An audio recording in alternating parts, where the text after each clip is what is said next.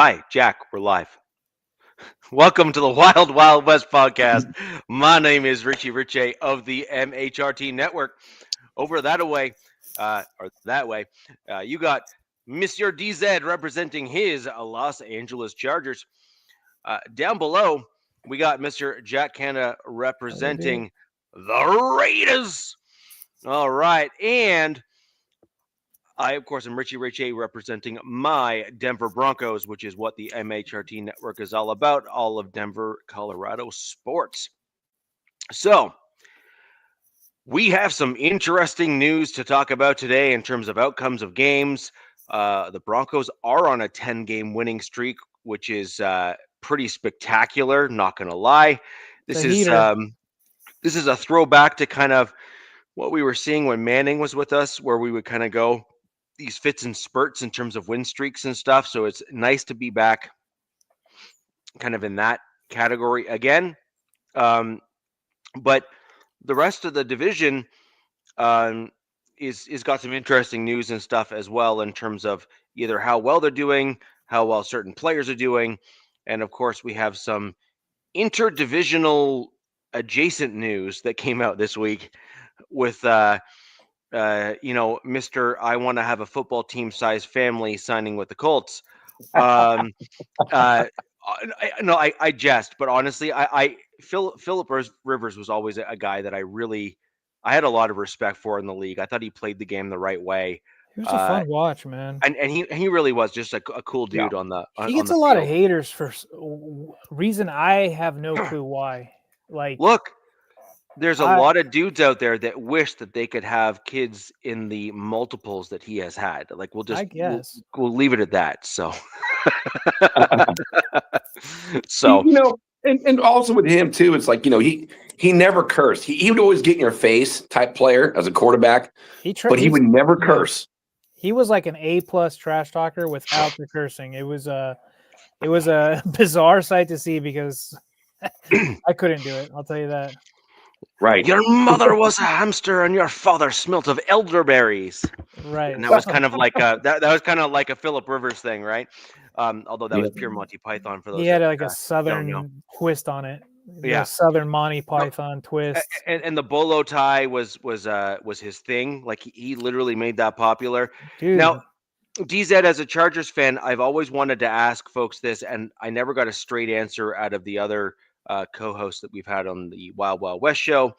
So I'm going to go ahead and ask you: did the Chargers ever capitalize on the bolo tie thing with Philip Rivers and release a Chargers version of it? No, I don't think so. And I think I'm like hearkening back to the Rivers days. I think this first bolo tie that he wore, if I'm not mistaken, was a fan made it for him. And like a Chargers fan down in San Diego made it for him. But he had like rattlesnake boots that he would wear and a big buckle and stuff like that. And then he just made it a thing, which was really cool to see. And obviously it was unique at the time, especially for a quarterback playing in San Diego. San Diegans aren't thought of country western, even though many wouldn't realize it. Like once you get away from the coast in San Diego, it gets kind of country real quick. So, I mean, there's a ton of horse farms there and cattle, and you just don't think about it, especially what they show you.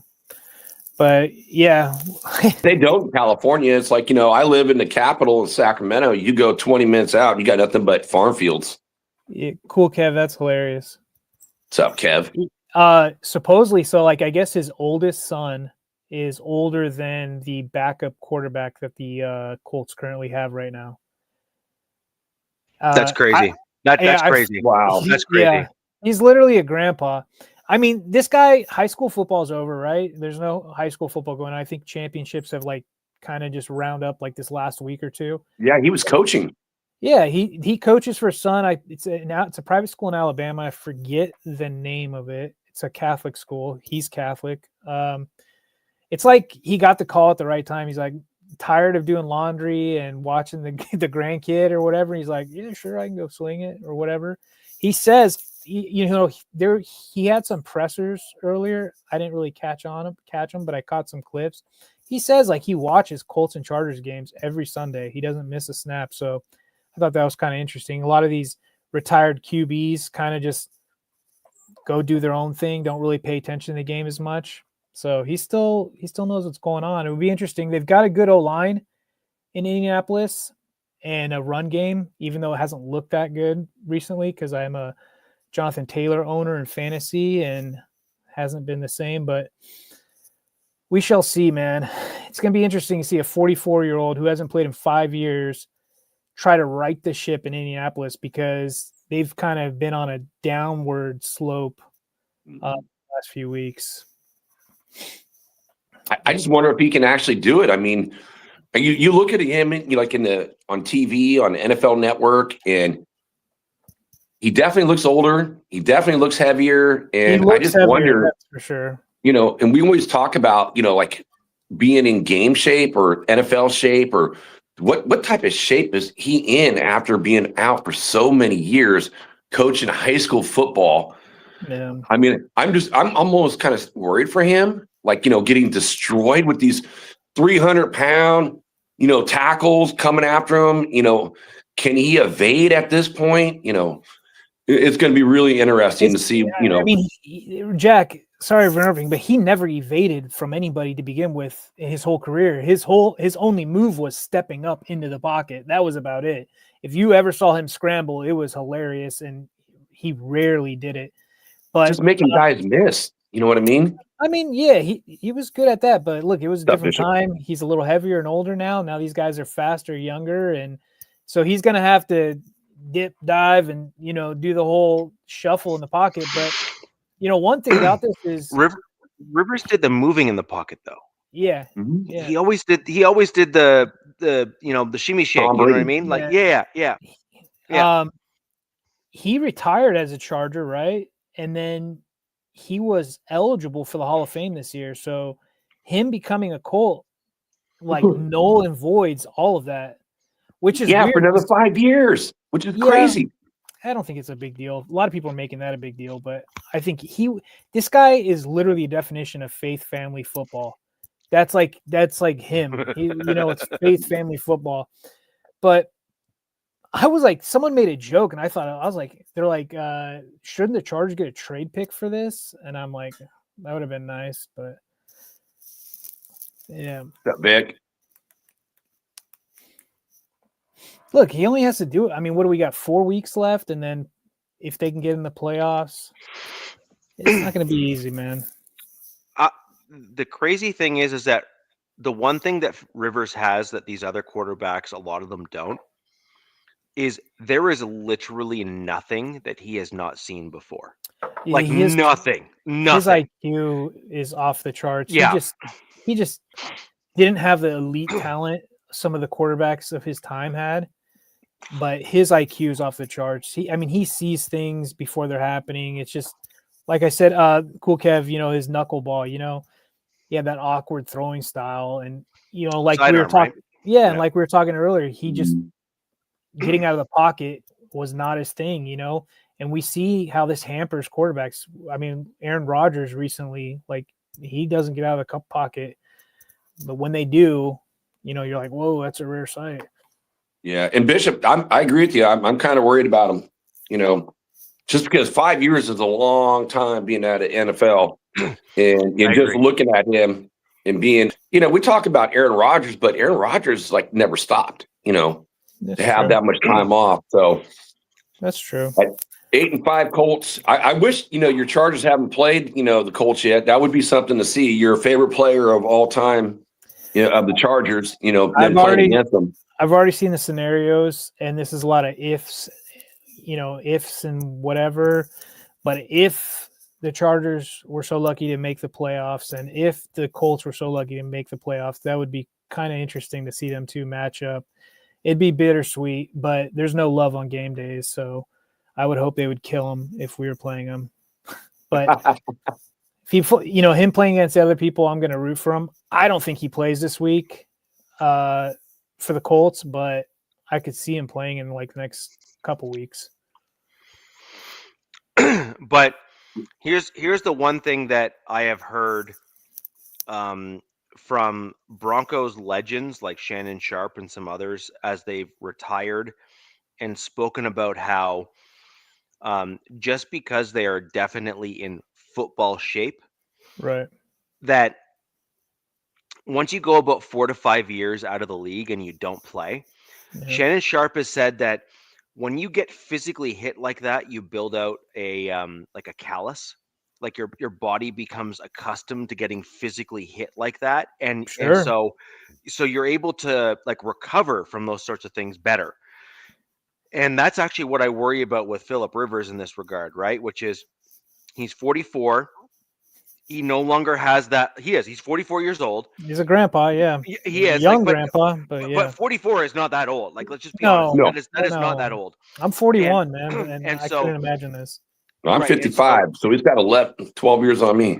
Yeah, but again, like 44 is not a. First off, for a 44-year-old to be playing football is like rare air in and of itself. Yeah. And then in and of itself, above and beyond that, he's gone I think it's about 4 years now, right, where he hasn't been in the league. Probably, yeah. But I think 4 5.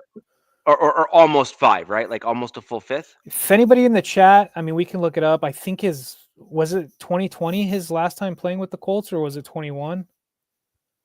I'm not sure. I don't know. But somebody also made up a good point, Richie.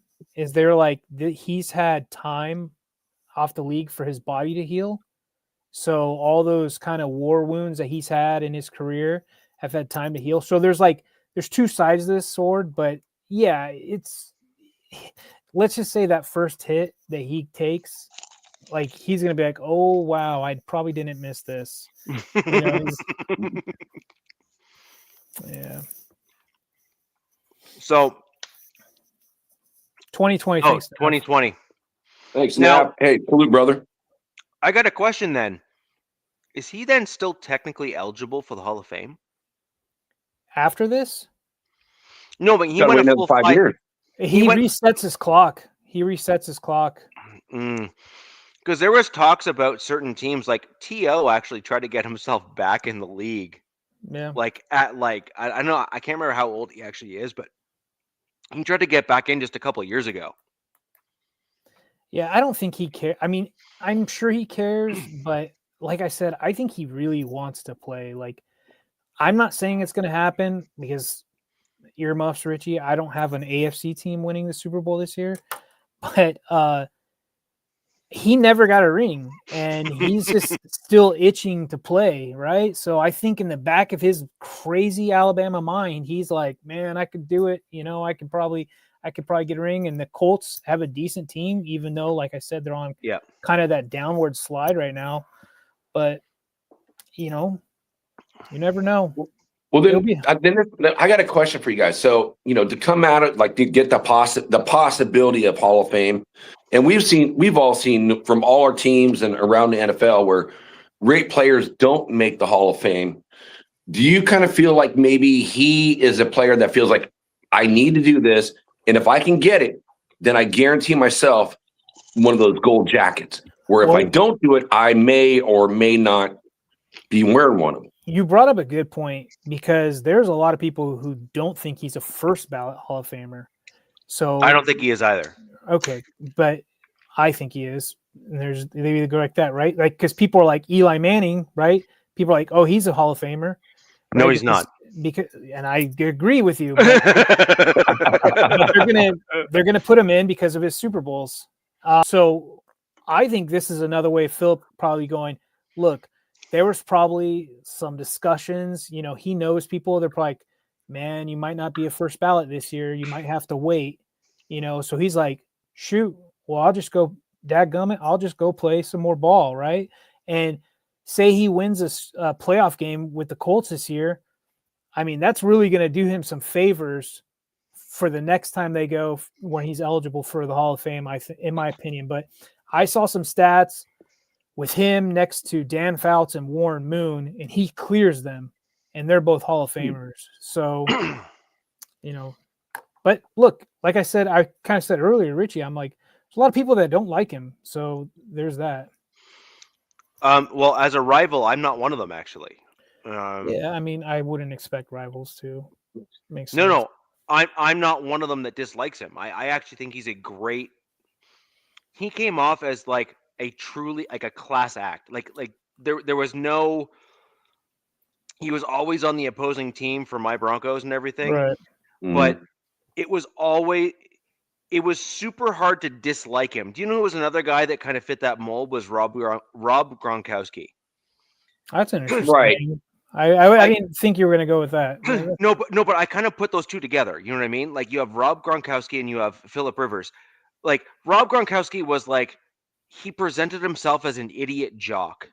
That's However, and he was always like goofing around and laughing and all that kind of stuff, which just made him a likable dude, right? Overall, just like you're like that. He's the dude that you're gonna go partying with on a Saturday night because he's gonna go up on the table and go wild and crazy, and you'd be like, at least I'm not that guy.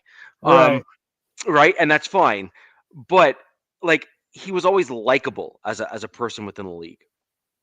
And Philip Rivers, despite being a rival quarterback and a darn good one at that, he was always likable. He was genuine. He was polite. He was classy in the way that he interacted overall in terms of before and after games.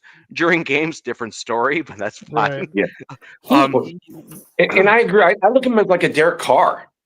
Derek Carr is like, very religious, very faithful, very good person off the field. And that's the way I see Philip Rivers. And I also kind of see him in a way, but maybe not the same as like, a Dan Marino, type of player. He may not have that ring, but he is just, he's that good. Yeah. I definitely miss his like him talking at the podium, whether it's a practice or anything, because with Herbert's like a robot talking. He's very like cut and dry, and Rivers was super emotional. Everything he let you know what was going on, what he saw, and after the games, before the games, it was great. And I think for like Richie, we're similar in age. Like we look back to those quarterbacks that we grew up with. We had a long period of time. Actually, the Broncos were going through quarterbacks at that time. So until you landed Peyton, then you kind of could adopt Peyton. It was that same era of quarterback. Well, we had Cutler for a while, right? We got Cutler. And then he was a guy that just didn't work out for us in terms of our regime. And frankly, I thought that was probably a smart move at the end of the day. Yeah.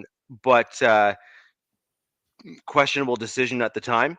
But certainly set us up for that Super Bowl 50 win because of the extra picks that we got from the Cutler trade and all that other kind of stuff in order to set up the team to kind of get us to the point where we were at. Can I answer this? I'm going to answer Nav's question real quick. Hey, Nav, you got good style of clothing. I'll say that. Yeah. Oh, God, my dog is now whining. Yes and no. I don't know if you watched the game, Nav. It was 70 minutes of a car wreck, and we're going to get into it. But that was two defenses trying to one-up each other all night. And last I checked, they were still even though these guys were on a downward slide, they are the defending Super Bowl champs. So, and then if you go, what's up, go Rams? Oh, boo Rams. But look, we share the stadium. Yeah.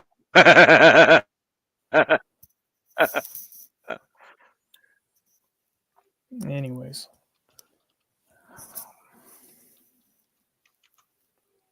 Chargers defense they've been getting better. It's just Minter's got some guys that have got his number. Hey Rod, why don't you look up how much the Rams pay rent a month as well, a year? They pay rent. The Rams rent the stadium. Oh, that's funny. What's up, Bishop? Fun fact: they both pay the same amount every year.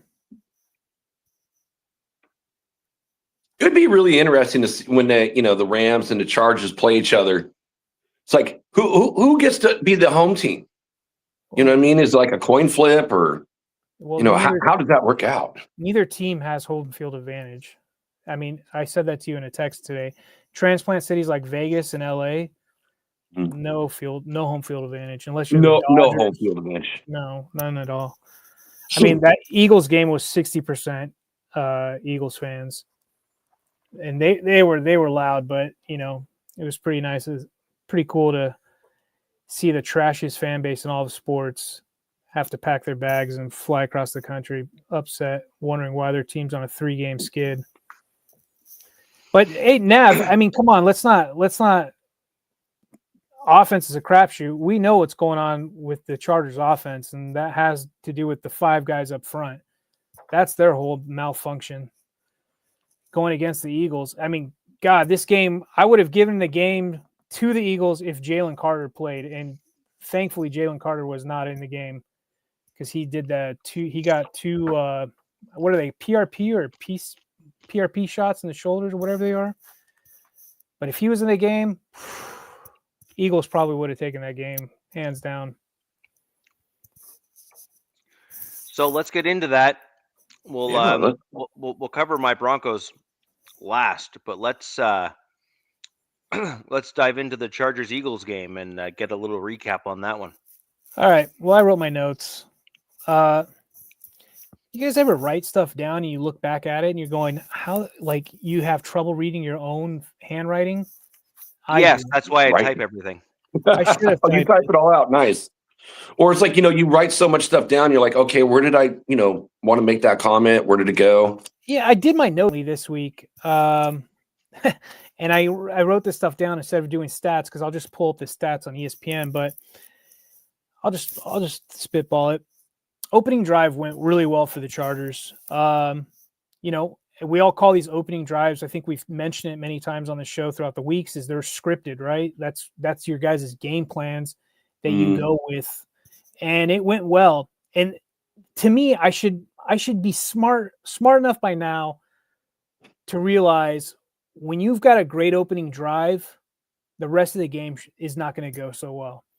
As a Chargers fan, that's how I feel. And the opening drive went well. They had a big dump off to Vidal for 52 yards. I thought he could have housed it, but I think it was Zach Bond that hawked him down. I was pretty surprised. Could have been. I think it's 52, but 60, I'll take 60. And then Hampton, return of Hampton, which was dude, definitely shows, bro.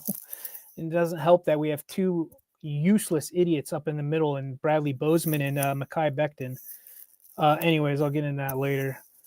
Hampton came back, which was great. He had another good run by Hampton, and then to cap it off, wide open pass for a touchdown. I was like pleasantly shocked and surprised that the Eagles allowed that to happen. And then Eagles' next possession used Barkley. They got him going, and they found a little groove with it, bouncing him to the outside. He kept getting some good chunks pretty successfully. Then Goddard, who, you know, he didn't have like a huge game like fantasy stat-wise, but was almost uncoverable the whole night. Like, and I think that particularly has to do with Minter's style of defense, running that zone style. A lot of these tight ends can slow release and just make hay happen. But he was really good. Was your injury, like, you know, your all-star, you know, safety, like, was Goddard going off like when he was on the field, or was it like, you know, kind of afterwards and just kind of? We had 2 safeties go down. One came back. I don't remember what point in the game, but Derwin got in with a tackle, and one of our own players, a D lineman, kneed him right on the top of the head. So like probably compressed his neck. And to me, if you guys have ever had that happen in football, you get a stinger. So I think he got a massive stinger and had to get out of the game for a while. And they checked him out in the back later in the game, thank goodness. But we did lose Molden to what people were saying was a wrist, but it was just a hamstring, which sucks even more because soft tissues, those things linger. They never seem to go away. So if he does have a soft tissue, that's not good news. Anyways, And then, so the Eagles didn't score a touchdown. They kicked a field goal, so 7-3. And on the very next Chargers possession, the Eagles wisely started to blitz. That A gap was a nightmare, and the Chargers didn't have an answer. And that, up in the middle. And then today during the presser, one of their beat reporters asked Jim, about the A pressure, the gaps of the A pressure, and he kind of threw our running backs under the bus, saying that was their job. And a lot of fans were not too thrilled about that, because there's so many snaps where you can see the center, Bradley Bozeman, snap the ball, and instead of, picking his head up and having his head on a swivel, would immediately go to the side to help a guard who didn't need help. And when they did that, they left the biggest gap. And what Philly was doing smartly with their linebacker, I mean, Philly's secondary, their whole defense is really good, in my opinion. They would just shoot a linebacker or a cornerback or a safety right up the middle. And Justin would just, he'd be in the pocket, and all of a sudden he's like, oh, crap, where do I go? He can't go left or right, so whatever. The pocket was a mess all night. Yeah, in my notes, Bozeman was lost. He had no answer throughout the game. Eagles defense was stout, but this is something I'm also noticing. Oh, I thought that was for me. This is something I also have noticed opponents doing to the Chargers. I'll go back to the Jags game. The Raiders were doing it as well. Is their secondaries are doing something that is slowing down the pass game. They are disguising, blitzing. They'll drop guys into coverage. They're doing a really good job to confuse Herbert and the pass catchers. Eagle secondary had our pass catchers in hell all night. Cooper DeJean, he's a dog. He had Lad in hell all night. And, I want to give a shout out to the Eagles secondary, because they didn't let anything, whatever Justin got, it had to be earned the hard way, especially through the air. Let's see. Hurts in the second quarter did something absolutely bizarre. And if for you guys that caught the game, it was, like I said earlier, it was like watching a car wreck. He threw an interception, and this is the second time that Minter, our defense coordinator, has dropped our D lineman, a D tackle, into coverage, which is bizarre to see, right? You don't see a D tackle being dropped into coverage. Well, this is the second time that I've seen it where it's worked, and he picked off a ball, intercepted. It was Deshaun Hand. So Deshaun Hand's got the ball. He's going for a run, barely made it, and their guy 28 Shipley, boom, swatted out. And I'm like, oh God, here we go. Hurts recovers the ball, and I'm like, oh God, they got the ball back now. And then D tackle Caldwell, the rookie, knocks that out of his hand, and our linebacker Troy Dye jumped on it. So Hurts threw an interception and lost a fumble on the same play. And I think someone was saying that hasn't happened since the 70s or sometime in the 70s. But that was absolutely hilarious. And it's one for the ages for sure. I mean, I've watched that thing 3 times because, it's something you just never see. So you'll probably never see it again. There was a stat. There was 5 turnovers in 11 plays early in that game. It was a hot mess, man. It was a hot mess. Justin had his fair share. I think he had an interception, stupid one, got his hand hit. He was almost damn near throwing a lateral. Lucky that he didn't get picked back. And then going in kind of going towards the second part of the game, after halftime, I feel like the Chargers kind of abandoned the run a little bit too much in the second part. I felt like Vidal was running with some juice, and they went away from him. But Herbert, man, he was not pretty in this game, but I'll tell you, dude, like he did some tough as nails stuff in this game, like escaping the pocket when they needed the yards. I mean, he was stiff arming a guy with his surgically repaired hand. You know, I think his stats, we'll look at the stats real quick. Really not good. Yeah, pretty poor. 12 for 26, only 139 yards, 1 touchdown, 1 interception. Like the guy got sacked 7 times. Like pretty bad. This was a defensive game, both sides of the ball. And then, but you got to give Herbert some credit that he did escape a lot of pressures. I mean, that's how bad the interior of your offensive line was playing. That Herbert, had to run 10 times for 66 yards, but he did it. There was a play where Hampton was going up for a block, and their linebacker, I think it was Nakobe Dean, just blew Hampton up, just boom, right into Herbert. Herbert tries to run, fumbles the ball, and the Eagles recover. And I'm just like, oh my God. And then later in the game, I don't know if it was the same player. He had a free beeline shot to Herbert, and I'm like, oh, here we go again. And then just Herbert sheds him and, is able to make and now, see you later, bro. Was able to get a positive out of it. And then the Eagles, they were going for this tush push. This play pisses me off because there was bad calls for both teams. The Eagles definitely I feel like they got hosed on a couple calls, and I feel like the Chargers got hosed on a couple calls. Well, I thought the Chargers did a really good job in keeping Saquon Barkley in check, even though his stats in the game, let's see, where's Barkley? Why didn't I have it pulled up? He actually had a really good game.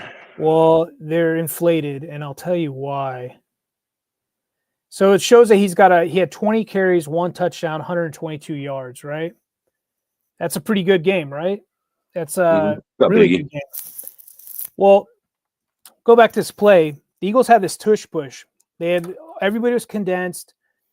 They sure fooled the defense, right? And then it was like, as soon as they snapped the ball, they get out of it, and everything was going wide. Well, our defense, quickly got to that perimeter, and Khalil Mack, even the broadcasters said it. They're like, that's a big hole they just got away with. Jordan Mailata, however you say his name, number 68, grabs Mack, right? Mack's like, could put a hand on Barkley, grabs Mack. That's not the hold. And then proceeds to bear hug him. Puts both his freaking arms around Mack, and Barkley, I think, runs for super long game for a touchdown, and I'm just like, you guys didn't see that? It was blatantly obvious. You the biggest guy, the edge. You got 2 well-known dudes, and you're just gonna let this guy bear hug, and then Saquon Barkley touchdown. All right, cool. So that really ticked me up. But like I said, I felt like the Eagles probably got hosed on something earlier in the game. To me, it was like a makeup call because they called holding on one of the Eagles guys when they threw a touchdown in the red zone later on, and that negated the touchdown. So it was, anyways. Well, Deez, that leads me to a question. Again, since my Raiders are going to be playing Eagles next week, do you feel like they're the Eagles, since they won the Super Bowl, are they kind of getting the Kansas City treatment in calls? I'm not sure about that on the calls, because I think they still had 6. Would they have? I know you got the stats. It's like they had 6 penalties. Chargers had like 7. The Eagles' problem is their OC, and they went from Kellen Moore to, I think it's Patullo, whatever his name is.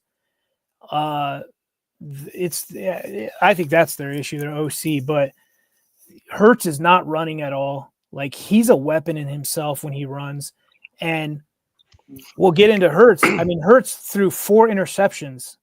You know, our secondary was having. You can't sustain that though.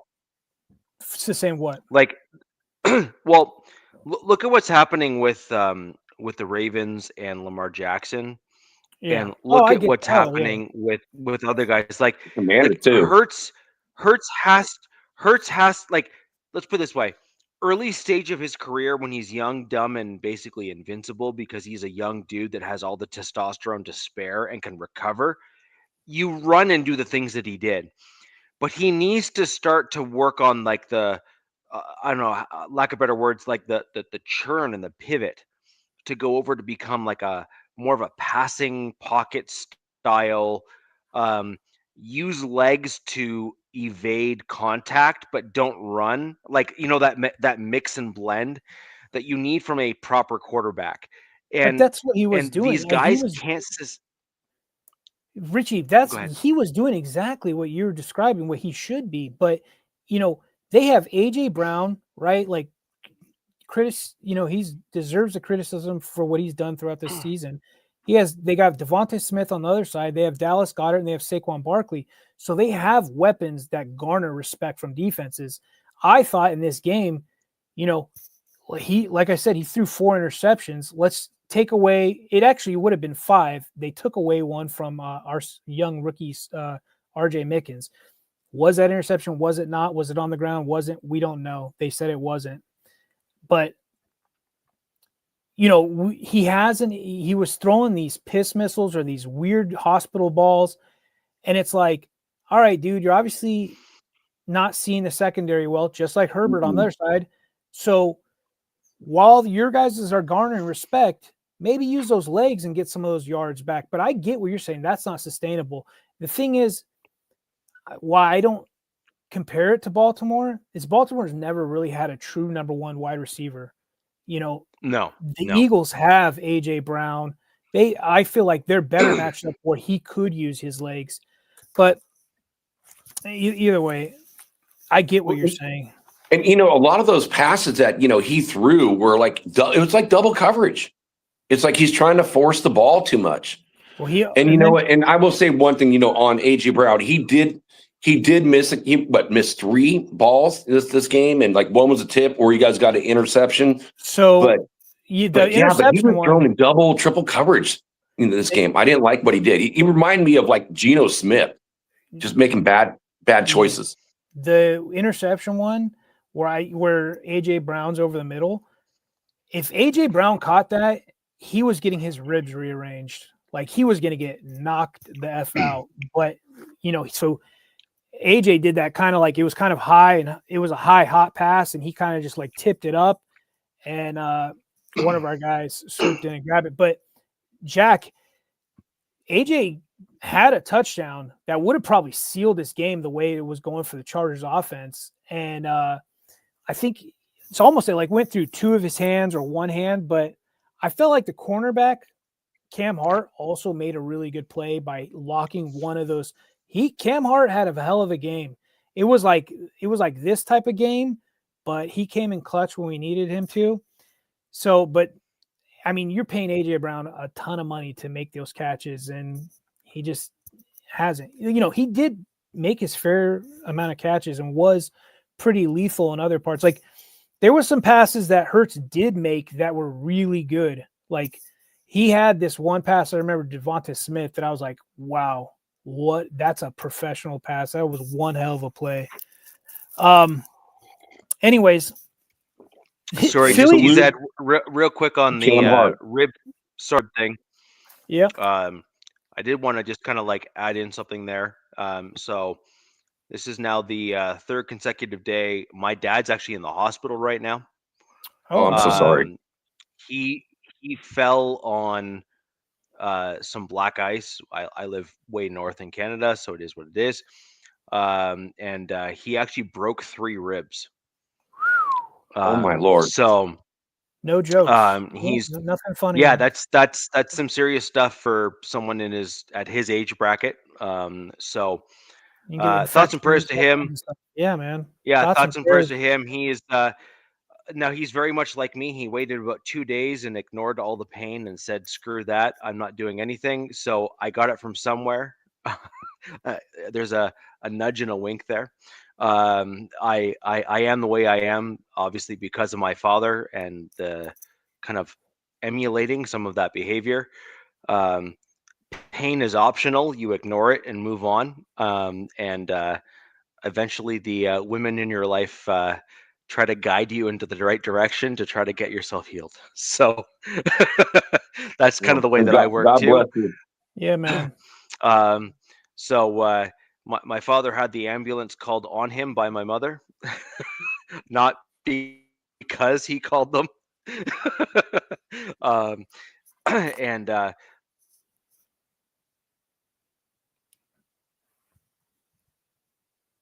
Oh, we lost your audio. Yeah, you lost your audio, buddy.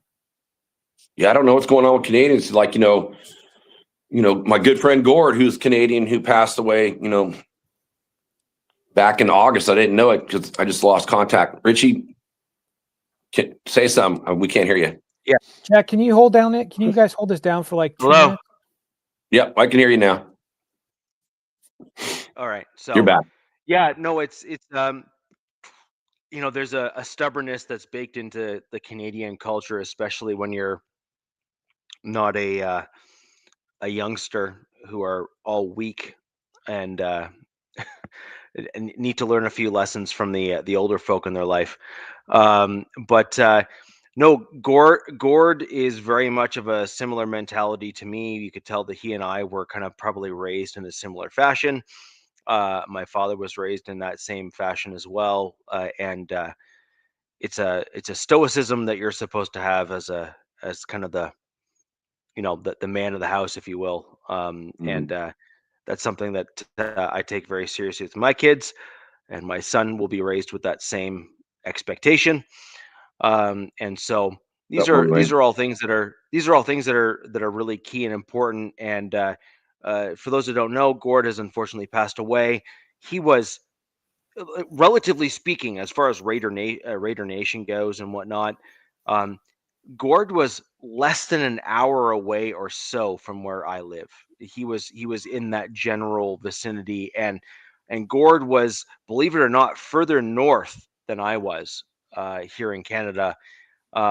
It is a different country where Gord lived, up in that section there of Ontario. Some of the nicest scenery you will ever see in your life in that section where Gord lived. So there's some positives there. And honestly, just on Gord specifically,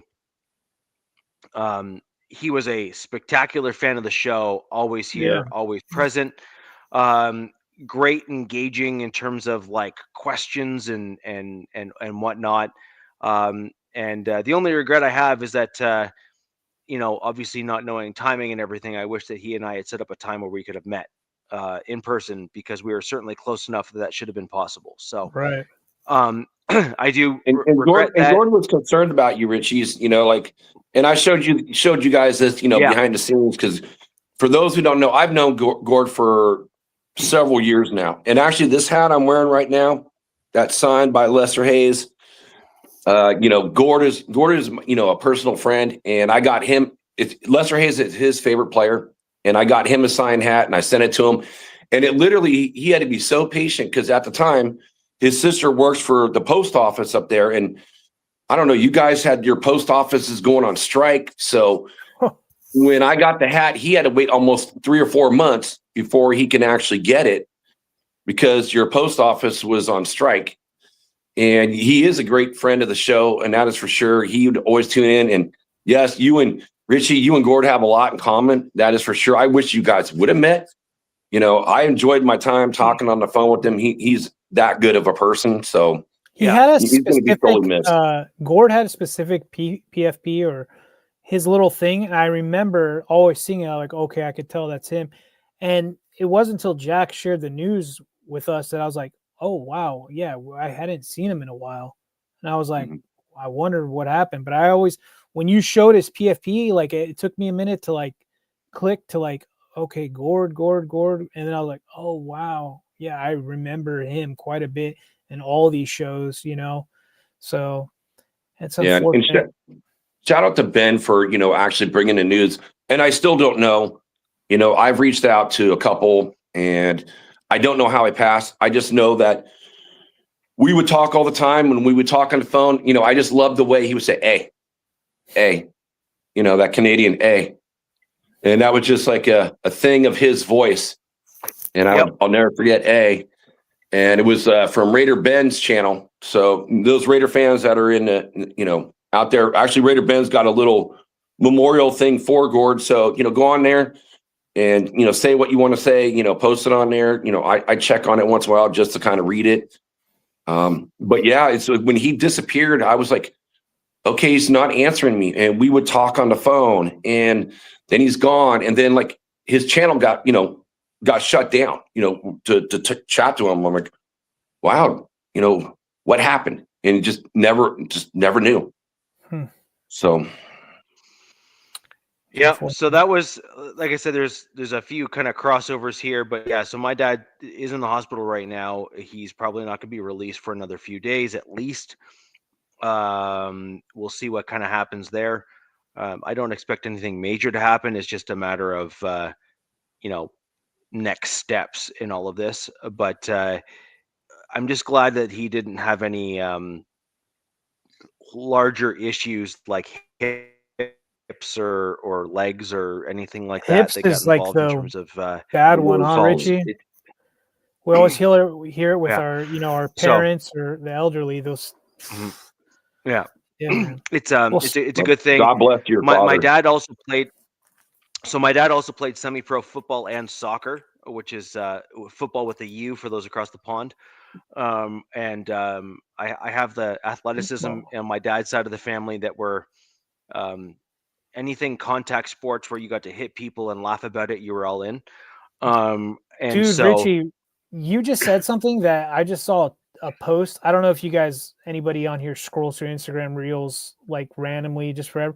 They say that you get your athleticism from your mother's side. I don't know how true it is, but that's like the thing. And I thought that was pretty shocking. I was like, really? Like, well, I disagree with that because my mother's side of the family is a bunch of short Irish people that get blown over by a stiff wind. My dad's side of the family, however, my great grandfather on my grandmother's side played for the CFL team, the Hamilton Tiger Cats, as a leatherhead. I have a picture, like a black and white photo of him. And for his generation, that dude was mammoth. Like he was enormous as a human being. And my dad kind of followed in that footsteps. So I suppose on my dad's side of the family, that kind of like general sentiment would hold true. But my athleticism definitely came from my father's side of the family, for sure. My uncle was a train wreck when he played rugby and can barely walk now on my mom's side, whereas I got my leg shattered, my arm shattered. I've broken every finger in my hand, every bone in my hand, I have no pain, like zero. That's that's funny that you said that because people are a lot of Charger fans are like, man, I wonder, because we've seen Herbert play through these injuries and things were like, and he's a big guy, he's 6'6", right? So you know how like things get tougher for really big guys opposed to smaller people. Smaller people live longer. Yeah. Not as much gravitational pull, I guess, right? Yeah. So it's like, what is his body going to be like at 50 years old? I'm sure by then with the amount of money he's got, they'll figure something out, but it's probably not easy. You said you broke your hand. Like this guy's broken his hand. I think this is his third time since the league. So here, this tells you all you need to know. Look at how crooked my fingers are. To me, it looks like you're going up west side. But then look, I put them like this and they all fit. Oh, now you're doing the Star Trek. No, but that's how I was taught how to tape my fingers together to make sure they heal. Well, because these two are kind of on the same thing, I guess. Yeah. Mm-hmm. So when I was like playing competitively, this is how you tied your fingers together. So Yeah. you tape your fingers like this. So my fingers like literally perfectly like groove into one another Yeah. as a result of the broken bones and everything. So I got all that from my father's side of the family for sure. And certainly the stubbornness and like the grit came from my dad's side of the family, no doubt. And so while I agree that there's maybe some maternal side of it, like my mom never discouraged me from playing contact sports. So I certainly had like the support of the maternal side of my family. Sure. But I mean, it all came from my dad's side. Like my mom's side of the family is like this short little Irish folk. Where do we leave off? And Richie, I have a question for you. So Abakazi Raider, he's from Australia, so he's into rugby too. Have any of the shows that, again, I know you go on Captain Show a lot, back in the day. Did you ever get the opportunity to meet him? Mm-mm. Or, talk to him? No. Well, he may have been like in the chat, but I never got a chance to be on camera with him. I would certainly remember an Aussie accent. Yeah, he's a big dude like you, and he likes, of course, football, and he's from Australia, so he likes rugby. So that's why I was curious. It's an interesting crossover sport. Like the one thing I notice about football and rugby that are very different is rugby is I believe rugby to be a more violent sport just overall.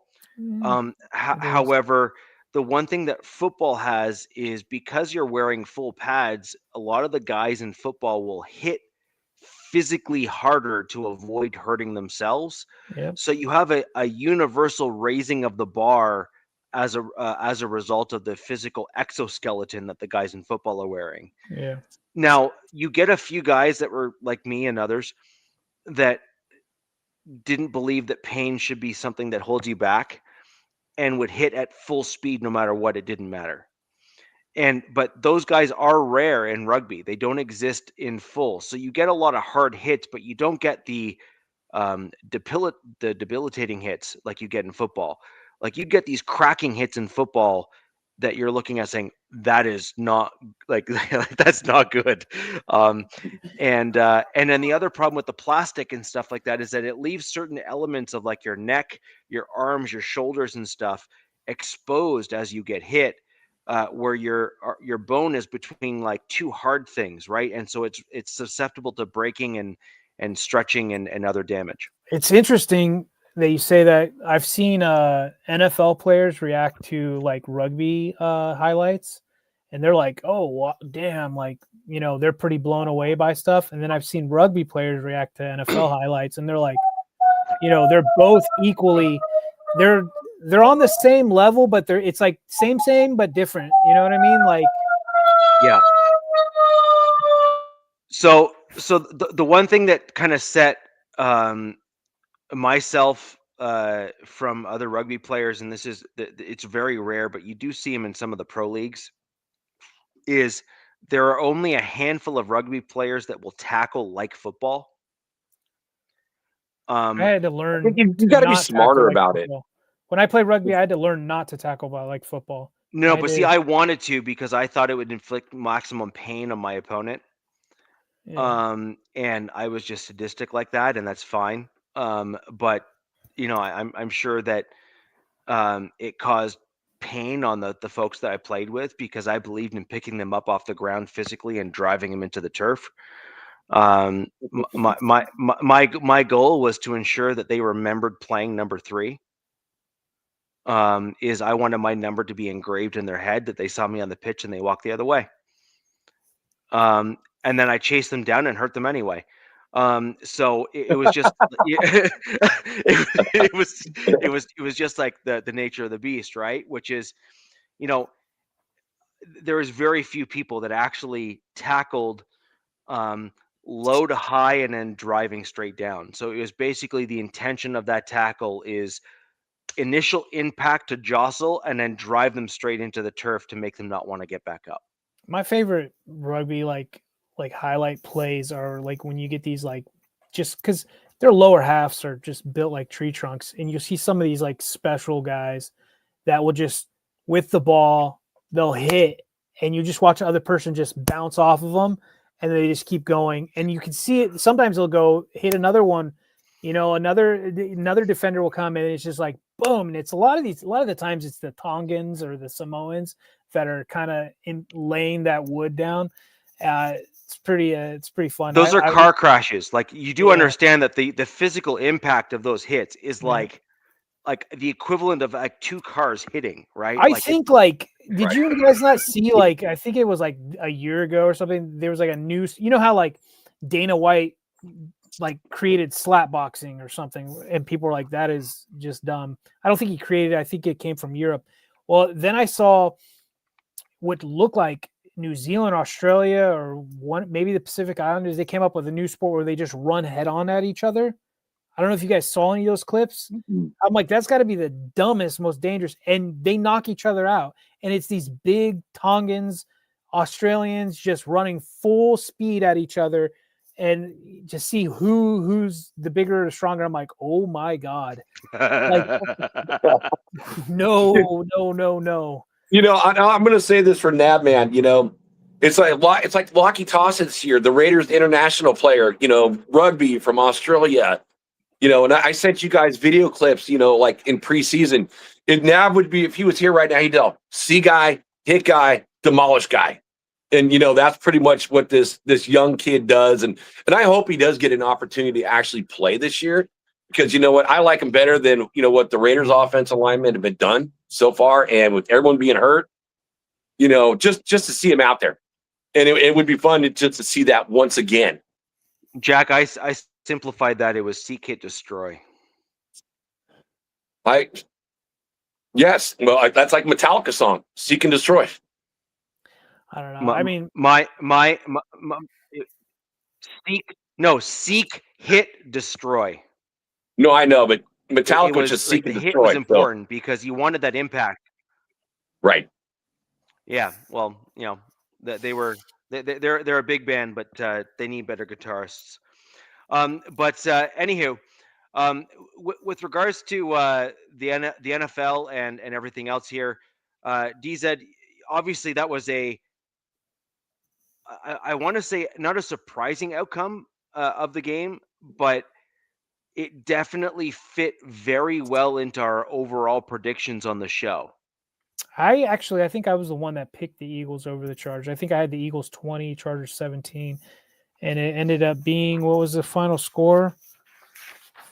22-19. So I wasn't far off. It was one for the good guys. And I will say this for your Chargers too. What I've seen versus years past, it used to be in years past the Chargers couldn't finish the game. That's true. What I'm seeing from your Chargers this year, you guys are finishing the games. In these close ones, you guys are winning them. They're either getting been very impressive. Out. Great coaching. Yeah. Great coaching. And you got great coaching too. I mean, there's 2 games this season where they've gotten just absolutely mollywopped, and that was when the Colts were just at the peak, which the Broncos beat them or were actually went neck to neck. I don't think they didn't beat them, but Colts had our number, and then the Jags whooped our ass in Jacksonville. And Jags are another heater team. They're looking pretty damn good, pretty good on both sides of the ball. I think they're like the number 1 run defense where they were as of last week. But the game went into OT. Both teams look pretty damn tired, and I thought the Eagles were going to win it. I thought Jalen Hurts, on a 1st and 10, they got greedy and they went for the end zone, maybe trying to catch the defense off guard or something. And Cam Hart made a great play, tipped it up, and Tony Jefferson, I think it was like the 2nd week in a row, made an amazing interception off of a tip and sealed the game. But, I've seen Eagle fans go like, dude, it's a 1st and 10, man, run the ball, do something, and then at very least you could kick a field goal, tie it up in overtime. There's still time left. But from what I get, what Sirianni says, they're going for the win. He's going to have his QBs back. But I didn't see the Chargers winning because, look, you don't see the Eagles lose back-to-back games and then lose a 3rd time. So they're on a 3-game losing streak. they're pissed off, and I low-key feel bad for the Raiders going into Philly. I honestly do, because that's I wish you guys, don't feel bad. I wish you guys luck. But there's tons of guys that can shout out. Dicker, the kicker for the Chargers, 5 for 5. Had it, he pretty much sealed the deal with the 54-yard field goal. That guy's been money. He's been clutch. He's got ice in his veins. Just feels really good to have a good kicker for once, because, I feel like the majority of my life growing up as a Chargers fan, we've always had kicker issues, and it seems like they've got it figured out with this guy. Dante Jackson, our pickup from Pittsburgh, has been a godsend. I hope they extend him. I think he was a second-rated cornerback this week. I think he's got like 5 or 6 interceptions. Just stud. And then Hampton looks good. I was going to ask you about Hampton. He looks good. Other than pass blocking, he looks good. It's kind of sad that he's got to work behind this line. And, I kind of said it earlier in my opening about Bozeman and Becton, but Becton had like a grade, just piss poor, pathetic. Like, I think it was like in the teens or something, when these guys are supposed to be rated all the way up to 100 or whatever it is. And it's just, there's guys, let's just say, and we'll get onto it, as we go through our wishes or off-season stuff, but there's definitely dudes on this team that I really want them to keep and extend. Tiertar, Dante Jackson, but there's guys that need to get the hell off this team if this team wants to go anywhere, because as a Chargers fan, they're on the right track, but I do not view them as a contender, obviously, with the O-line. And then I don't trust our offensive coordinator. I think he's as creative as a blank wall, and it shows in games where he's got all your wide receivers are all running the same route together, and it's just it's piss poor. It's Bush League, stuff. So glad they got out of there with the win. You got a big test this week going into KC. KC, I think, has they're like 6-7 right now. Yeah. Which is, when was the last time we've seen them 6-7? It's been a while. Yay. It's been a while. And 6-7, right? It's a kid thing. So that'll be an interesting game. It's kind of nice seeing Mahomes actually, have to look normal for once. I mean, he had 3 O-linemen out or something, and then I don't know if you guys caught it. Their backup left tackle who was starting, I think it was like a few plays in. Like, did you guys see that? Like, looked like his leg went the other way, like snapped in half. It was pretty gruesome. So they've got some issues to deal with at KC, but it should be a good game. Well, they got some also, just like, most of our teams, except for Richie's, they got some issues with their offensive line more, and, the rookie Simpson, their first round pick, they're out. Simmons. They're both out. So that's going to be tough for them. If they even want a chance, they're going to have to win out. And, they're going to have to win all the other AFC West games that they play. That's for sure. Yeah. Look, I hope the Chargers can do it. It's going to be a tall task. Going into Arrowhead for any team is not easy. Someone was talking about the weather. I think it's only going to be in the 40s, maybe 10-mile-per-hour winds, or what last I checked. So short weather. Football weather. I was going to say it's warm then for up there. Football weather. So that's shorts and a tank top right there. But you got to think that they definitely know how they're going to be able to attack the Chargers, especially on offense. So they're probably going to come out swinging with everything they got, and we'll see. But yeah, man, it was good to get a win against the Eagles. Definitely didn't see that happening. Well, the rest of the panel started, but the rest of the panel did. Given where the I think Eagles you guys were full of it, and you guys were just trying to jinx it. No. I will happily predict the Chargers losing if I can. To be fair, right? Like with a smile on my face, I might add. However, I really do think that game was just your team has shown a grit this year, given let's put it this way. There are no other teams that I can envision in this league today that could have done what your team has done right now,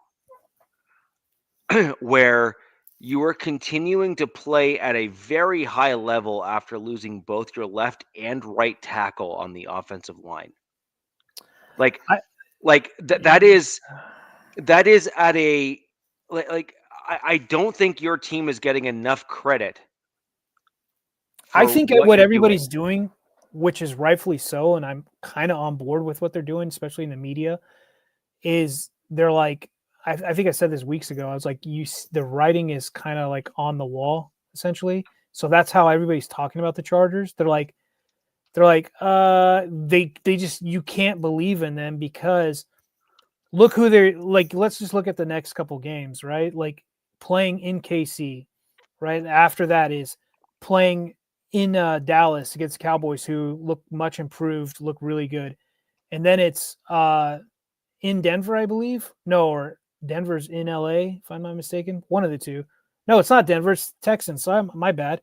Texans defense looks like that's nightmare fuel, right? And then it's finishing off with the Broncos.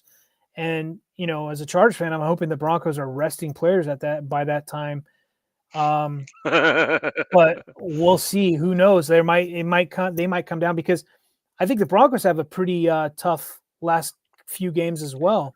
You know, we are third strength of schedule in terms of difficulty level coming into the approaching the playoffs. Yeah, so who knows? There's a lot of stuff that can happen. And we have the Jags. We have Packers this week, right? Packers, Jags, like these are not easy teams. These are like legit contenders. Like, and I'm high on the Jags, and I hate them, but they have our number. Like, but who knows? Anything could happen with Lawrence. He can come back down and be who he was, but he's playing some good ball. So Otis. Agreed. Oh no, I just had to say Otis made a comment in the chat, so I just said I have to agree. But we don't need a tank. We're just that bad. I mean, look, it looks like Gino's not playing this week, right? Oh, that's going to hurt us. Actually, you know, you get this young guy wanting to go prove something out there, you know, go sling the rock around. But yeah, that's a good segue into the rivalry with the Denver Broncos. Yeah, Geno Smith is like, I don't know how hurt he really is. You know, he gets the boo birds, you know, from all the Raider fans now. And so he runs behind guys like Max Crosby. So when people see Max Crosby, they're going to cheer, or a Genty. So he runs behind them because if he ran in front of them, then the boos would come out. So he hangs out by the players when, you know, certain players, when they come onto the field. And the biggest cheer of the whole game, which I got to say, I've never seen, you know, the Broncos travel so well until this week. This was amazing for Denver. I saw more orange, you know, in our home ballpark than I've ever seen anytime. That orange stood out because of the black background, especially the black seats. It was just like, yeah. I mean, look, I'm not talking smack because there was whatever they call that Philly green or whatever. There was a ton of Eagles fans in SoFi, so I'm not talking crack, but it definitely stands out at Allegiant. It did, and there were just a lot of fans there. So, you know, and hey, congratulations, Richie, on the win. But you know, when it comes to Kenny Pickett, I mean, yes, the game was already out of hand when Geno's injury happened. But Kenny Pickett, out of any of the quarterbacks, you know, that played this week, again against Geno or Bo or Herbert, you know, anybody. I mean, he had a 129.7 QBR rating this week. He was 8 of 11, 97 yards, and a touchdown. So I'm almost kind of nervous if Geno won't play. I mean, again, I don't know how hurt he really is. I think Kenny Pickett's probably a better quarterback than Geno right at this moment. I guarantee Gino's not going to want to suit up in Philly, dude. I agree with you. I don't think he ever wants to suit up, for any Raider home game again. Probably. I see him like suiting up, going on the road more than I ever see him like suiting up at home, just because Raider fans just don't like him. And most of the fan base wants him gone. And it's funny that some of the stuff I didn't even show you. I showed you guys some funny ones today, but it's like Gino would say, blame me for everything. So when someone said, "Oh, I had to have surgery on my knee," "Oh, I blame it on Gino." "Oh, I missed my flight," blame it on Gino. So now the funny meme is like, blame Gino for everything, even if it has nothing to do with Gino. Even someone like, one content creator said, blame Gino for Derek Carr getting kicked off the team by McDaniels. So that just tells you how the fan base feels about Gino. And I will say it makes me more nervous. Again, I'm looking at my schedule coming up and, the teams that I got to play. So again, we got the Eagles. And that's why I was asking questions again, in the way of like Hurts. I thought he just played bad, and again, I hope you're right. I hope they are fired up and, losing those 3 in a row, turn them around, because right now the Raiders got the number 2 pick in the draft based on where they sit. And then, of course, they got to play the Eagles, the Texans, and the one that's going to be interesting is the New York Giants, who hold the first pick overall, and then, of course, the Chiefs. The only one I can potentially see is, beating the Giants. Right now, this week, they're going into Washington, and Washington's missing their quarterback, Jaden Daniels. So yeah. I'm hoping they can pull out a win, to move up that one spot. I think people might go ahead. Sorry. Oh, no. Go ahead. I was, you said Jaden Daniels. Like, I think Mariota is the better quarterback for the Commanders. So somebody might need to have a conversation about Daniels. Like that kid is fragile. Let's just say he's a great quarterback, but he's fragile, and those concerns are probably coming to fruition that people had about him pre-draft process, about his narrow frame. But like if you play Mariota, like no, they look pretty competitive. But that Daniels led team, I don't know about that. Maybe he's just too banged up, right, to be just The Commanders had a decent offensive line, but they had a couple holes in their offensive line that made them susceptible. I think Daniel's problem is that unless he has an elite offensive line, I think that his frame comes into being a factor in terms of his health. I probably agree. And, you said something that I've been talking about, not to hijack you, Jack, but, and this goes with Jack, because I just checked just recently, the Broncos are still – I checked the Broncos, Patriots, and Jaguars offensive line rankings. The Broncos are still up in the top 3 of this year. I think the Jags and Patriots are in the 20s, in the low 20s or mid 20s. And I was just curious because I'm like, well, this is can help you, especially with this playoff push. And I look at the Raiders, the Chargers. I know probably half the league need offensive line help, especially going in next season, big time. And I'm just thinking, I'm like, not everybody's going to be able to get what they want to get because the price, there's going to be a damn bidding war. I would assume, right, for players. And, there's only a certain amount of players in the draft. Not every one of them you're going to hit on. So it's going to be interesting this offseason because a lot of teams are going to want the same similar type of guys. Do you want to know what's going to happen? This offseason in free agency, you're going to see offensive linemen go at such stupid prices that you're just going to be like, are you freaking kidding me? Well, we did see that, Richie. Right. But this offseason is going to be like, yep, like a level up above and that. I kind of said this something similar in a Chargers chat, and it's not good because I know who my GM is, and I'm like, if these Muppets try to run it back with the same freaking group that they have, it's going to backfire. It's like I've watched what Chicago did, and it's working for them. Right. And well, look at Wattenberg. I mean, talk about an overpriced contract, 4 years, $48 million. So if Wattenberg's getting that type of contract, just imagine what the blue chippers are going to be getting out there. Yeah. Well, Wattenberg didn't get like a top end deal, and I think that was appropriate. Like What's up, as Chewy? much as I hate Wattenberg, he is about average. I mean, average is good these days, though. He's about average, but Yeah. the problem I have is that he is the weakest link on the Broncos offensive line, and it's not even close. And like I suppose that's a nice problem to have, Yeah, it's not bad. Mhm. right? But the issue is that the Max Crosbys, the Khalil Max, the the upper echelon of the league, which my concern is as the Broncos continue to do better, which we are, you're going to have a stronger strength of schedule, which means that you're going to be playing more and more of the better D linemen. Yeah. Just by definition, like definitionally, you're going to be playing the better D linemen. Sure. And so the problem I have is that Wattenberg is going to be targeted. And at some point, the Broncos, if they don't address the offensive center, are going to end up with where the Chiefs are at right now, which is they have a quarterback that's quite good. I believe Bo Nix is quite good.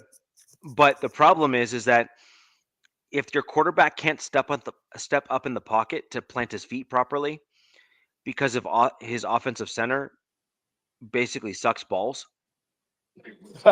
and is being propped up by Quinn Miners and Palcho. That Paucho. was that was for you, DZ. Okay, and let's also be honest.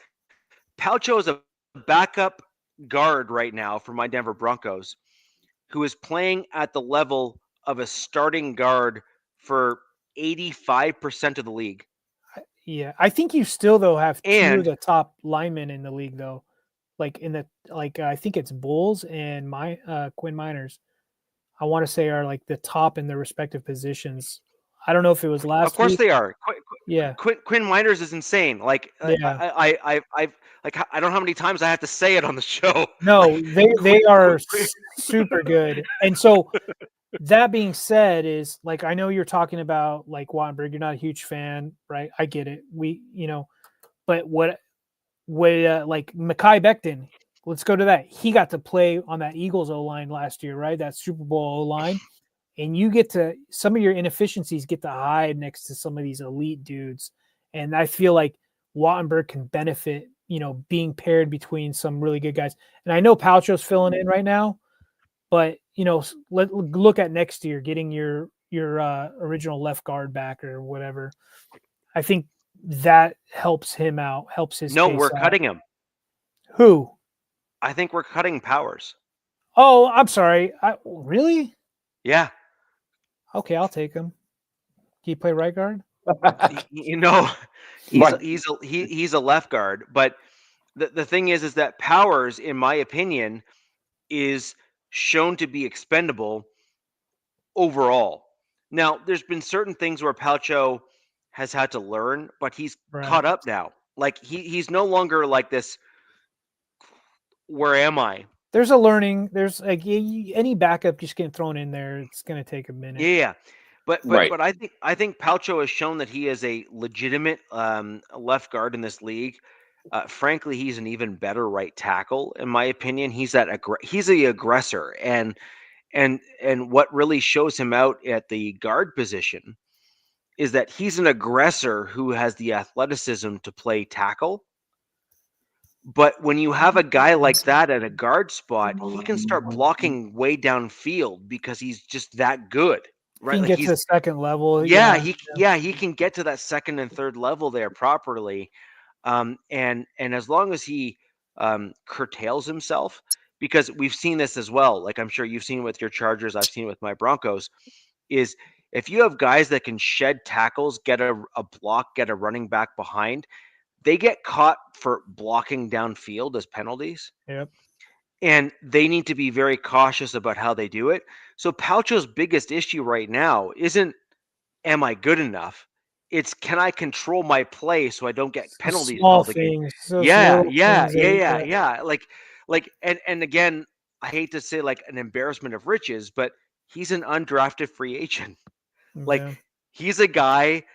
He's a Can guy. we have a show where there's no UDFA, on the conversation? I'm tired of your team getting UDFAs. I'm rooting for him. Obviously not against my guys, but look, if you can be UDFA and make probably generational wealth for you and your family, dude. Yep. Hats off, brother. Like Yep. rock and roll. Do it. He recently got engaged over this past off season and that kind of stuff. Like I love to hear that sort of thing from a young player on my team. Start a family, all that kind of stuff. Like how awesome is that? Like good for him, right? And so my big thing with my Broncos in terms of how we're doing is if we want to be successful long term, like, and I mean like truly long term, my Broncos need to address the center position in order to protect Bo Nix for the long haul. Get a rookie in to run block as a primary kind of key factor in assessing them in the draft. Because pass pro can be taught, but run blocking is a mentality. And frankly, mentalities cannot just be learned. They are basically ingrained. And so you need a guy like Miners. So Miners is my prototypical guy. He's the guy that I model all of my comments based off of for the most part. Miners was setting the bar a little high there, Richie. Well, I don't disagree. But in fairness, if you're going to be honest, DZ, Miners was a trash run blocker. Oh, sorry, pass pro. So he was bad. You said that. I just heard he was legitimately bad. Yeah, God, you always you just reminded me of something. You talk about pass and run block. Remember, what's your mantra about it? It's like you need to have the mentality to run block and then the technique to pass block. And supposedly, God, somebody was talking about the Chargers line that they're doing pretty decent in the run game and just horrible in the pass game, which is, that would tell me coaching. That would tell me coaching. But their coaching is, I mean, maybe it's coming to fruition. They do have a good backup. That's another coach I want gone and the backup to take his place. But I don't know if you guys heard someone mention in the comments that Michigan fired their head coach, Sharon Moore. Yeah. And he took over for Jim Harbaugh. Well, previous to that, he was the offensive line coach. And I'm like, hey, could he come to LA? Because we could use the help. But, your guy about Palcho you're talking about, and I know we're kind of dipping and diving back, but he reminds me of what we do. He reminds me of Jamal Sawyer that we have playing left tackle for us right now. And I had to kind of look it up just to remind myself. He's not a UDFA, but he was drafted in the 6th round, right? So it's pretty far. It's close to almost being a UDFA. And that guy has been a godsend. Like we've watched him. I think it was in 22. He filled in for Slater at left tackle. He's bounced around to right guard, left guard. They had him drop a ton of weight in this offseason. I think they had him put weight back on quickly this year because they're like, dude, we're going to need you at this position. But that's a guy, when his contract's up, I hope they re-sign him. They pay this guy. This is a guy you want as your 6th lineman, your 6th or your backup, whatever. Pay this dude. Let's get it going. But there's guys like that you just root for that are just really good dudes, and you want them to stick around on the team. Yep, I agree. And what I found interesting about your Broncos, Richie, I didn't know until our teams played against each other. Bowles gave up his first sack for the whole season. Correct. How impressive is that? Wow. You're playing left tackle and you give up 1 sack for the whole year. Justin might request a trade to Denver. He's like, hey, get me to Denver. But again, this is what I'm trying to say, right? Is that the Broncos offense right now, as it stands, our biggest weakness is the running back position and the meshing of our wide receivers with the scheme. It didn't look like that this week. I'll tell you that. No. Your running game, your offensive line did a great job against, my Raiders defensive line, that's a strength for the Raiders this year. That's like the only thing I have to look forward to is against the running game. I agree. Harvey had a great game. I mean, unbelievable. I looked at I was looking at stats, I'm like, going, wow, okay. Devin White, kind of shined during the game when I watched it, like how many tackles he had. And I looked at it like, whoa, not one of those tackles was for a loss. So what he had, what was it? Like nine tackles. Oh, Devin White, 10 tackles, 9 assists. Okay. So 19 plays he's on. Not one of those plays was for a loss. And then Harvey, Jamal Adams is a stout tackler. And I saw Harvey 3 times break Jamal Adams tackles and gain extra yardage. So your offensive line, it just kind of puts it in place. What we're talking about. Your team is pushing the defenders back. You're gaining positive plays and not having negative plays. It was very impressive to see your running game do something I haven't really seen it do. I've seen, a mixture and Bo doing more. Bo didn't need to do a whole lot in this game because that running game and with your offensive line was just we had that J.K. Dobbins. dominant. We had J.K. Dobbins doing basically what R.J. Harvey is doing today. R.J. Harvey took about 2-3 games to get to where he's at right now. But R.J. Harvey has all scrimmage yards, whereas J.K. Dobbins was typically a running back, like running the ball as opposed to pass catching and running. And that's a huge distinction between the two. So it's an interesting mix. So we had 100 scrimmage yards and a touchdown from R.J. Harvey against the Raiders. That was a big deal. But when you truly look at the Broncos in terms of what would make us successful, we really do need a big bruising style running back. And I do want to give a call out to our fullback, Adam Prentice. Yeah, I saw him make some plays. He had his longest run of his career. Can we not acknowledge the fact that I called out that Prentice was going to be like the guy? I mean, is it the Broncos finally is it Peyton going like, dude, somebody needs to step up? And he's like, somebody raise your hand. Prentice is like, I got it. Give me the ball. I'll do it. Prentice is the guy that I envision in practices as breaking his helmet. Probably fullbacks are psychos. Like they're just like little off. Just imagine bigger Cam Scadaboos. That's what these guys are. These guys are just psychopaths. Yeah. Tasmanian devils. Yeah. So Adam Prentice, DZ, you were a fan of the show while I was talking about him. Yeah, man. Before, and I'm on record, so you can go back and check the film. I wanted Adam Prentice to stay on my team from the get-go. He was a legit fullback all the way back to when he was back on my team as a UDFA. So we had him on the team as a UDFA. My Broncos chose to go with the tight end fullback hybrid that I didn't like nearly as much as Adam Prentice. And I'm on record on Broncos Talk, my former show, where I talked about that with a 6'10" Mexican, tallest podcast on the internet. Is that the guy who wears the mask? No, he's the guy without the mask. So Adon is 6'10" and I'm 6'2", and I believe between the two of us, we claim to be the tallest duo as a podcast on the internet. Total. So we, but the thing is, I always knew Prentice was that guy. He was a dual threat between running and pass catching and or trifecta even on top of his blocking. And he just has that that pure mentality that like, I'm going to make a play. Like, I'm going to make sure this play works, and I will never be the problem. He reminds me of some of those top fullbacks, like the guy in San Fran, the guy in Baltimore. Yeah. Is it Usek or something like that? Juszczyk, yeah.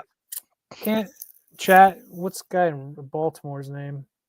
I don't. Either way, but that's the vibe I get off of him. And there's only a few of them in the league. There's like 1 or 2 or 3 at best. But the thing is that when you have a guy like that on your team as a fullback, they make such a big difference in terms of how you can run your offense that you keep them until they can't do what they do anymore. Yeah. Like Prentice to me is that guy. And I So- saw that before he got poached by the Saints. Like, he had that skill set. The Broncos just never they never have the coaching staff that could recognize it. Peyton with the Saints, like, this way. So we in our game, so we have a guy named Tucker Fisk, who is a fullback tight end hybrid, and before the Eagle game, he got put on IR for an ankle injury that he sustained the previous week, and everybody was like, "Oh, cool, we get Will Dissly back, who's been a healthy scratch," and Will Dissly was like known as one of the best tight end blockers or blocking tight end, came from Seattle, but he's been a healthy scratch a lot of this year because he came off some knee injury. So I'm like, okay, we're not going to miss a beat. No, it didn't look the same. Tucker Fisk is going to be missed with whatever ankle injury he's suffering because I don't know. I mean, everybody in this chat primarily is AFC guys, so everybody rocks with fullbacks and stuff like that. But you don't know what you have until you don't have it anymore. And he was definitely, I could tell he wasn't out there. Yeah. So Prentice has been my guy for a while. And I always thought he was a staple that could really make a difference on a team. Run, block, pass catch. It's a perfect blend of the type of guy you want on your team. Like a perfect blend. He looked, Prentice looked Jack, like, that kid I want you to from, run sorry, Jack, I want you to run into your Raiders team, and I'll be right back. Okay. So, no, I got to say this about Prentice is that, when he had his longest run of his career against the Raiders and he got up and you can just see the smile, like, the little kid in him came out. So he was like, Pop Warner football back in the day is probably when, he shined and so forth. But I will say this, Bowles only giving up that one sack for the whole year. I got to give my hats off, to Tonka Hemingway, who's a rookie. Finally, the Raiders are getting, their rookies in there, but Tonka got the sack on him. And, I want to see more of that. They didn't utilize, that was like in the first series. And if you're going to get a sack, keep throwing that kid out there. I don't know why they took him off the field and started playing like Snowden all the time. You didn't see a lot of Malcolm Kuntz. And I didn't see a lot of Tyree Wilson. So this is the last year of their contracts. I can see those guys, probably going by the wayside next year. Kuntz's last year as well. Yeah. He signed a 1 year after, he had that on his last year of his contract, his rookie contract. He had 8 sacks, I think seven sacks in, 7 games at the end. But then in, preseason last year, he got hurt and missed the whole season. So him coming back, he hasn't shown, he's worth that type of money. And Tyree has really never grown into that, that number 7 overall pick that you think you're going to get. Someone who's going to, take control of the game. I wanted him so bad, Jack, when he was coming out, and I thought he was going to be just a force to be reckoned with. And it just hasn't come to fruition. DZ, if I can go back in time, and I said this back then, the Raiders could have had Jalen Carter. Jalen Carter was there for the picking. And, like a lot of the Raider fans that are out there and me, I wanted Jalen Carter. But, whatever that incident was, that he had, driving that car, after, Ruggs, thing, after driving 159 miles an hour on the road, hitting that girl, killing her and her dog. I at the point, just like the timing was bad. So I don't think the Raiders, organization wanted to have something like that. They wanted something cleaner. And, that was like his only incident. And again, same thing for Ruggs, his only incident, but it cost somebody, their life. So I think that's part of the reason why the Raiders passed up on him. I mean, hell, if Jalen Carter was on this team, this defense would look so different. I mean, it was supposed to with Wilkinson or whatever his name was, but there was that crazy scenario with him. I can't argue with, the Raiders cutting him now. No, at the time I was like, yeah. what? Yeah, okay, kissing your teammate on the forehead or whatever, but he hasn't been signed by any other team. So No. the medical staff, they called it right. You need another surgery and you're not willing to get that? Well, no other team has picked him up, and he's an all-pro player. I'm gonna answer this guy's question right now. Tat Rider, obviously I'm too young to know or to ever watch Wes Chandler, but his stats are insane. I don't know if Jack, do you remember him back in I the remember 70s? him. I don't know if the best Charger ever. Yeah. I mean, I'm wide receiver. I don't know. You got to go back even to like the Dan Fouts days when Eric Coryell. Yeah. I would think one of those wide receivers. I mean, we've had some really good wide receivers. I mean, probably the best guy that comes to mind, probably because of my age, is probably it's got to be Keenan. It's got to be Keenan Allen right now. But I mean, Wes Chandler's got. I mean, like his NFL career, 559 receptions, 8,966 receiving yards, and 56 touchdowns. It's pretty wild. Yeah, I don't know. I mean, wasn't Wes Chandler part of that Coryell days though too? Well, he was on the 40th. Or was it after? He was part of the look. So he was with the Chargers from 81 to 87, but he started his career out. Yeah, he started his career out with the Saints and finished it 1 year with the Niners. He's only 6 foot too. Wow. Anyways. Well, yeah, Antonio Gates, that guy was a beast. Oh, so Eagles fly. I agree. Eagles are still the best in NFL. Everyone else is fine for second place. Antonio Gates is. You're not going to get any arguments from me. Gates was special, man. I loved watching Gates. Rich is dressed up. When he says dressed up, I thought of the chips. Lay's down in the States, Rich. Oh, he went away. Jack, did you ever try those chips? They're called they're all dressed or dressed up, and I guess it's like a popular dressing or seasoning up in Canada. Rich, you know what I'm talking about? All dressed chips. Yeah. So when I first saw them, I'm like, and ketchup chips are uniquely Canadian. Yes, they are. I haven't had a ketchup. No, I have had one before. They're not bad. But the all dressed, I was like, what is this? And I tried them. I'm like, they're pretty damn good. Pretty damn good. I've never tried. Yeah, it's there's certain things that have originated in Canada for whatever reason. You had a huge French population right there for a minute. Like that was like the spot. We know where cuisine comes from, the French. And what's crazy is I think something happened, not to get hit too historical. Something happened with the Canadian government, the Brits or whatever. So the French had to leave and they went to New Orleans. They went to Louisiana. And that was always there. I don't know. There was a big exodus from the French Canadians to Louisiana. No, that was part of what was called Upper Canada. What? And I can go back if you really want to go. We're gonna get into this. We'll do this after the show. We'll start throwing each other. I will break down the North American historical piece. You're correct that there was a separation, but what ended up happening is the French owned that whole section down to Louisiana. Yep. And the two French populaces split and kind of separated out. So they went to Louisiana and Quebec.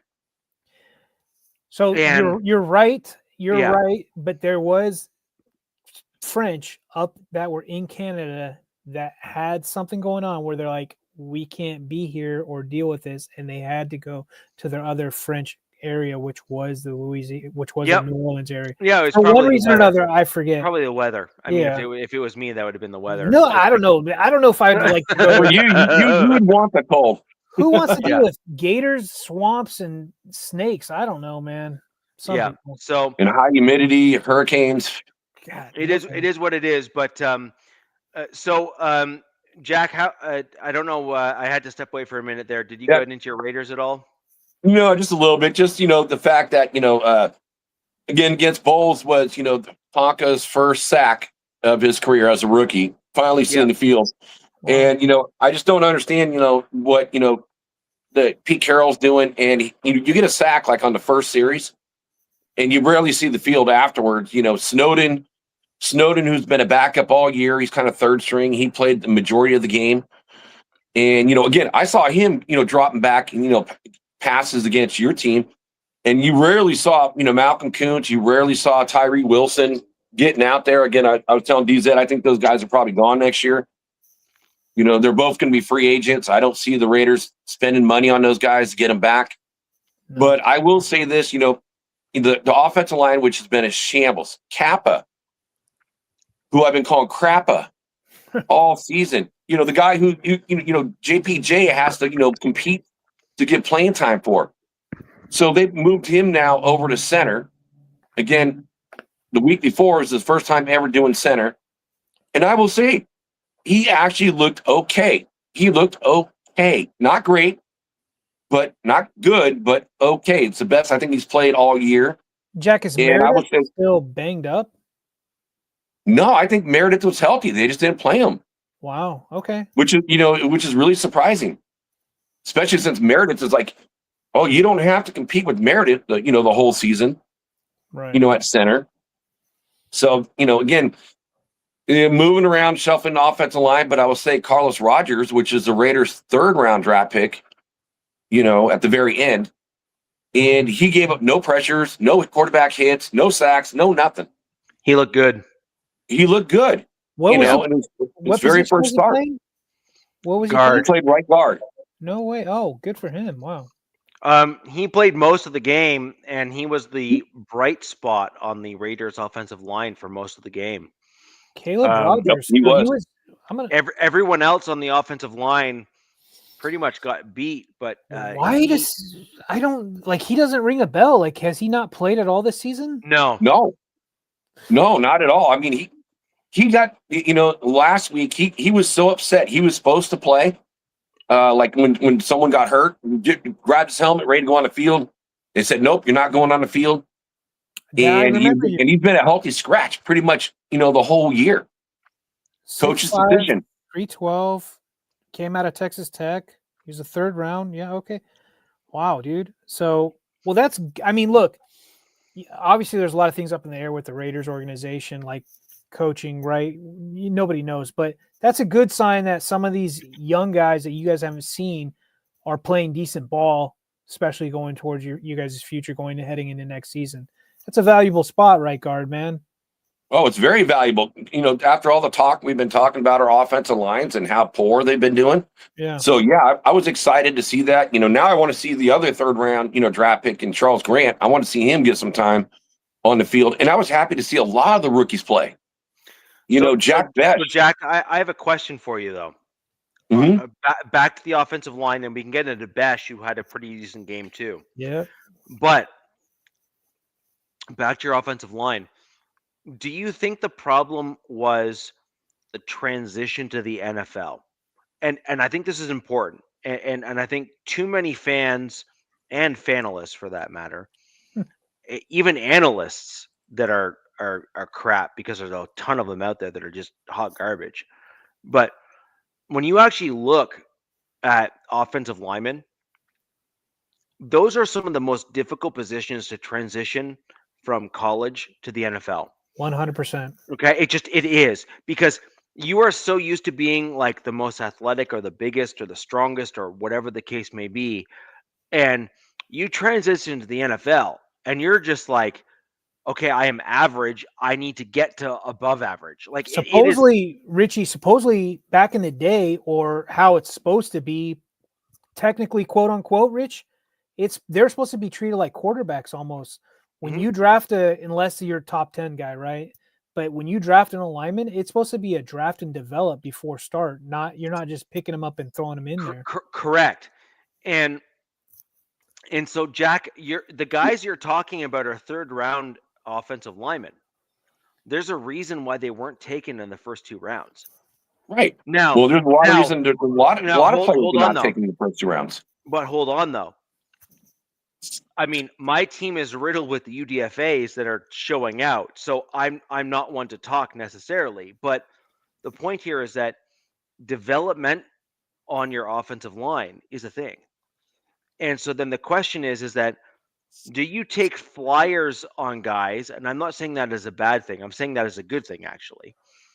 Did you take flyers on guys that had traits and have you coached them to a certain point now that you've gone 13, 14 weeks where they are now ready for prime time? Is it not possible that they were not ready for prime time earlier and they needed that extra time to develop? Is that like how is that not a viable reason for there had to be nepotism involved, Richie? I think that has to do with the who's running the offensive line as a coach and Brendan Carroll, and I think that has to do with the ex offensive coordinator Chip Kelly and Pete Carroll. Yep. So DZ, you got his stats up. Look up Carlos Rogers, how many snaps he took in college. He had a C on his chest, and I think he had between 3,000 and 4,000 snaps in college. So he's had a lot of snaps. You're talking about Caleb, I do believe. Okay, or is that Charles Grant, Caleb Rogers? Yeah, okay, Caleb. So I mean, he's had a ton of snaps. I just think it's the coaching staff where, again, I talked about it used to be compete, and now you don't compete unless you're a Pete Carroll's guy. So I just feel like I just feel like he just hasn't gotten an opportunity. And I agree with that. The first game that comes out, I don't believe. They said he was going to play, but he had one bad practice. So this guy played a full season at right tackle, a full season at left tackle, and then his final year he switched inside. So this guy's got plenty of snaps under his belt, but in 3 different positions in pretty good school, Texas Tech. So he played a ton of snaps. He's got line versatility, and that's totally fair. But my point here is ultimately this. Quinn Miners was a starter and a solid guard at Whitewater. Yeah. But he was a D3 player that the Broncos saw the promise to move up into the NFL and has turned into arguably an elite guard at the NFL level. But did he start right away? Probably not, right? Second year. Yeah, so okay. They saw traits. They had good scouting. Yeah, their scouts were like, this guy's got the traits. For some reason, he's at a D3 school. Probably had to help his parents or something. He got sick and he didn't get to go to a D1 or come from a small town. He was always a D3 guy. But is he not the Canadian guy or the? He's the guy that he trains in Canada. Yeah, so that's the guy I'm thinking of. That's why he's a D3 guy. If he was in the States, he wouldn't have been D3. No. He is an American that trains in Canada because he has an uncle that's up here in Canada. Well, there's another reason why that's why. There's some weird, bizarre reasonings behind these. Well, let me turn it around. So do you guys agree with me? JPJ is better than Kappa or Meredith at either center or the right guard. You pick whatever. You pick it. Put both of them on there. He's probably better than both. Right. So, but JPJ had to compete. Losing his spot to Jordan Meredith, and then had to fight for a spot with Kappa. Yeah. Okay, and then Meredith, who's now healthy, didn't even get a start. Kappa, who's never played center, gets moved over to center, and never had to compete for it.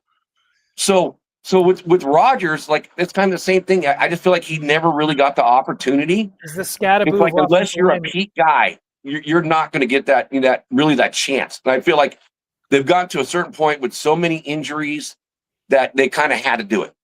Yeah, I mean, and I also feel it's been kind of the point where, I think the nation is said enough about going, come on, play. We have nothing to play for.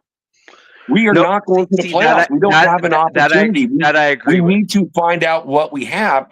So when we go into next year's draft, we got to know what we have on this roster versus when we don't play these guys at all. We have no clue. And then, we can be drafted in positions we don't need to draft. Jack, I wonder if like this late stage in the Raider season, right? Whatever your guys' schedule or record is, it's got to be more Spytech coming down saying, I want to see my picks out there, get them ready now so I know what I have to work with going into next year's draft, because your job is not guaranteed, bro. So do me a solid, play them, because like I said, somebody's comment, Pete's out, Kubiak's in. That could be very well be the case, right? So I think this is Spytech saying, Robert look, Pena. dude, you dragged your feet on these guys all season. Or look, even weeks ago, this could have happened, right? And it didn't happen for one reason or another. But you know what, right there, Ernst, great comment. I mean, that could be, as as we as Raider fans, I think right now it's a 50-50 on Pete being back or not. But I do feel like the organization is 100% behind Spytech and the staff that he brought in. One of Richie's guys that's been on his team for over a decade, Howie Roseman's right-hand man coming over. So I feel like they have more belief in the front office than what we've seen with Pete Carroll and what he's done, having to fire two staff members on an organization this year, which he's never ever done in his entire life. So I mean, even as like division, opponent, like guy, what they did at the start of the season, and you kind of mentioned it, Jack, could have been a Chip Kelly thing, why they didn't start JPJ at center, and I think I don't know if we talked about this coming into the season or last year, like Meredith he was like your best guy on O-line, the guard. He was like a great guard, right? He was rated number 10 at his left guard overall, and he's smaller. He was never been like that run guy, pushing guys around or anything like that. He's never been that. He's good at technician, and he's good at pass blocking. But why they moved him over when he had no experience at being at a center, and they moved him over to center. So that as a fan, right? You're a fan. I'm a fan. Richie's a fan, right? That was like, what are you guys doing? Like, you have an animal at center, right? JPJ. Mm-hmm. You have Meredith, who's proven to play really well at guard, and they decided to say, screw it, let's flip this all upside down on its head and just every week. Like, it makes no sense. There's things that we'll never understand. My team does it. I'm sure Richie's team does it. That I just would love to know. Like I think we'd have to be in at the practices or in the rooms to understand why certain guys are not playing. Like, I know Raider fans know who Andre James is. I think I heard Captain Jack talking about it last night, and I would give like my left nut to have him start right now over Bozeman. And Raider fans might don't give up any nuts for Andre James. But I mean, that guy's been like ready to go, and he has not been given an opportunity, even how bad Bradley Bozeman's played. And they just hold that he's a captain. Somebody gave him a C to put on his chest, and they'll just let everything slide. They'll let this guy give up free reign. He's a good guy, though. Yeah, this is some BS like that, Richie. And they'll let him, they'll let guys tee up on Herbert and, clean his clock. There's just certain things. And yeah, man, I don't get it. Jack, I'm sure you're just as lost. No, it doesn't make sense when, just as fans, we're not coaches, we're just fans. And when it's obvious and, and for some reason the person doesn't get on the field, it makes you wonder, like, what has that player done to that particular coach? Or what does that organization see or don't see in that particular player? I think sometimes it's this too. It's that, but so I saw the other day on Kay Adams, Justin Simmons, who was giving his commentary on my Denver Broncos. What's he doing? He's just doing commentary? He's a media personality now. Okay. Now, he is incredibly well-spoken. By the way, that's Richie's favorite player, guys, for everybody who's new on this chat. Yeah. So, Justin Simmons, I never had a problem with him off the field, ever. Not even once. Like, the dude is like an upstanding citizen. He's the guy that you want your daughters to daughter to marry date, for, right. for all intents and purposes, right? He is a stellar person by and large, from what I can tell. He does all the right things, says the right things, and is incredibly intelligent. Like do you know what I kind of equate him to? Is a Ryan Fitzpatrick. I mean, he's got that Harvard It's like pedigree. I am like wicked smart. I'm actually quite good at football, but I just don't have the physical gifts to do the things that I need to do on the field.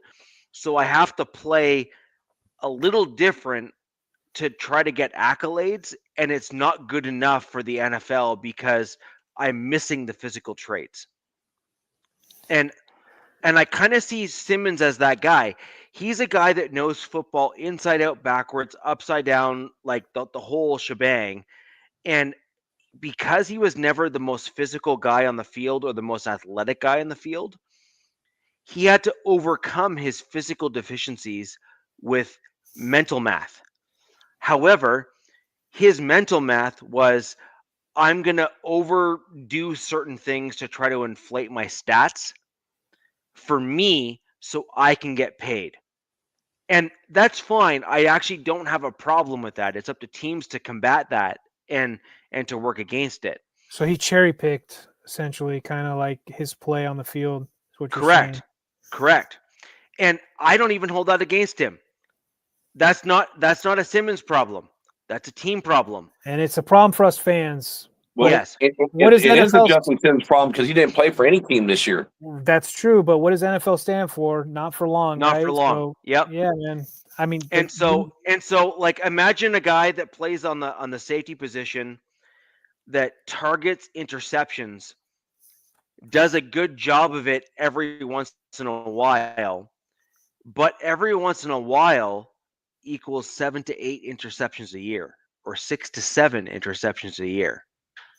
Well, his stats are going to show that he has 7 to 8 interceptions. That's looking rather good league wide for the safety position. However, if you look at overall, he's missing and whiffing on tackles left and right because he's overselling the play because he's having to make up for his physical deficiencies. Right? And that's the point. Like, you oversell certain elements of your play. And for Simmons, his issue was that he oversold elements of the play on the field. Richie, what the heck just happened? I have no idea. What happened? Okay, here we go.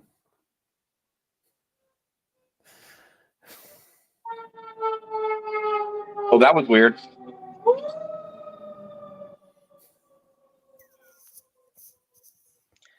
So someone clicked a button and they shouldn't have. Anyways, I fixed it. So how do we do that? Stop clicking. The long and the short of it is every team has a guy like that. So you have a center who might oversell a run, whiffs on the tackle and kills your quarterback. You have a center that oversells a block to the left because they misread the play and then gets the quarterback a direct hit on a sack. You might have a guard or a tackle that jumps to try to get ahead of the edge rushers because they're not athletic enough to actually block them properly, a la the Kansas City guy, right? And every team has a guy that tries to do something to make themselves look better. They have a guy that's trying to compensate for something. The question is, when does their athleticism diminish so much that they end up becoming a detriment to the team or a deficiency on the team, and they get cut? That's really the ultimate question that ends up happening. And eventually, everyone in the NFL becomes a challenge. Peyton Manning, Tom Brady, Ben Roethlisberger, like Deion Sanders, like Antonio Gates, like you're talking like upper echelon Hall of Fame players like first ballot Hall of Fame players that have ended up getting driven out of the league because at some point they just couldn't make up the difference. It's busy in your neck of the Well, woods.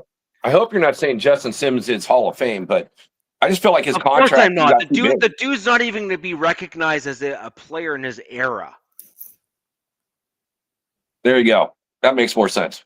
I just think his contract got too big for your team, and maybe he still wants too much money. You know, maybe that's another reason why no one's signing him. And maybe you're right. There's that many deficiencies, and him wanting that type of money, no one's going to pay that. In fairness, guys, the sirens are coming from Jack. He lives in California. Yeah, they're from me. I live next to a firehouse. No, but you live in California. There's a whole host of issues there. It is what it is, and we'll just call it at that. Those are the sirens, for organizational change in 2026, and hopefully get on track with the the right type of draft. Yeah. But I'm going to go into my Broncos against your Raiders, Jack, and then we'll quickly just go on a quick little zip through of Week 15 and score predictions. So, a few big things that I think are really important to bring up in the Broncos game. Bo Nix showed continued progression. Mm-hmm. I think that's important. And I think too many Broncos fans are not calling that out. I think too many media outlets are not calling that out. I'm seeing Broncos fans defending him because of what how the media has kind of media or opposing slandered. He actually has less amount of interceptions out of our QBs. I think he's only got 8, right? I think Herbert's got 10 or whatever it is. Yep. Or more. So I don't even want to count Geno's because it's like double. Like you add up your interceptions and maybe a couple more than you got Geno. Yeah, but that's not bad. But my point with Bo Nix here is simply he had a rough start to the year, but in prototypical Bo Nix fashion, actually, it's something that is underrated. Is I actually think he has the unique ability to turn a mirror inwards and basically force himself to do better. And I really think that is underrated. Like so many of these top tier quarterbacks they don't look inwards to correct themselves. They simply say, I need to do better, but the team needs to do better, and it's not necessarily my fault. And I think Bo Nix has a unique ability to say, no, I'm the one that messed up. I threw an interception. I made a mistake. And he actually levels himself up and does better. That's what Justin does. And us Charger fans are like, no, Justin, that was not your fault, bro. Yeah. These Muppets in front of you. Yeah. But anyways. Yeah, but I think it's an important distinction because I think too many quarterbacks kind of say, it's not my fault. I didn't do it. And I think they've been conditioned by that in college with the rules and the accolades. And I think that too many of these quarterbacks don't look inwards to say, I can in fact be the problem. Like I can actually be the reason why we lost a game. And I think that also shows in other generational quarterbacks. I think you see that with the Ben Roethlisbergers. I think you see that with Peyton Manning's. I think you see that with Tom Brady's. I think you see that with John Elway. I think that's an important trait for an individual to say, as good as I am, 1, I can do better, and 2, I'm not perfect, and I'm actually an infallible person. I make mistakes as well, and I have room to grow still. And I think that's an important trait to have for an elite level quarterback. Especially because a young guy. Yeah, exactly. And I will say this, he has to look himself in the mirror a lot of times. When you have a top-rated defense, the way your Broncos have that defense, you have a top 3 offensive line. So you can't sit there. He can't sit there and say it's this guy or that guy or any other guy when everyone else is on the upper echelon of their play. So yes, the league is going to be able to look at him easier and go, okay, if you are not doing this, Well, I'm just glad he is like saying, yes, it is me. I'm glad he's saying that. But it makes it really easy when you have all these other great players around you. Yes, you're going to have to put it on yourself. Yep. Where again, you can have a guy, okay, I'll say like, if we take Gino last year, he was top 10 of almost everything. Now he's got the crappiest offensive line. And Gino's all put it on me. But you know what? He really isn't putting it on himself. He's just trying to blow it over. And I like the way Bo Nix is like acting mature.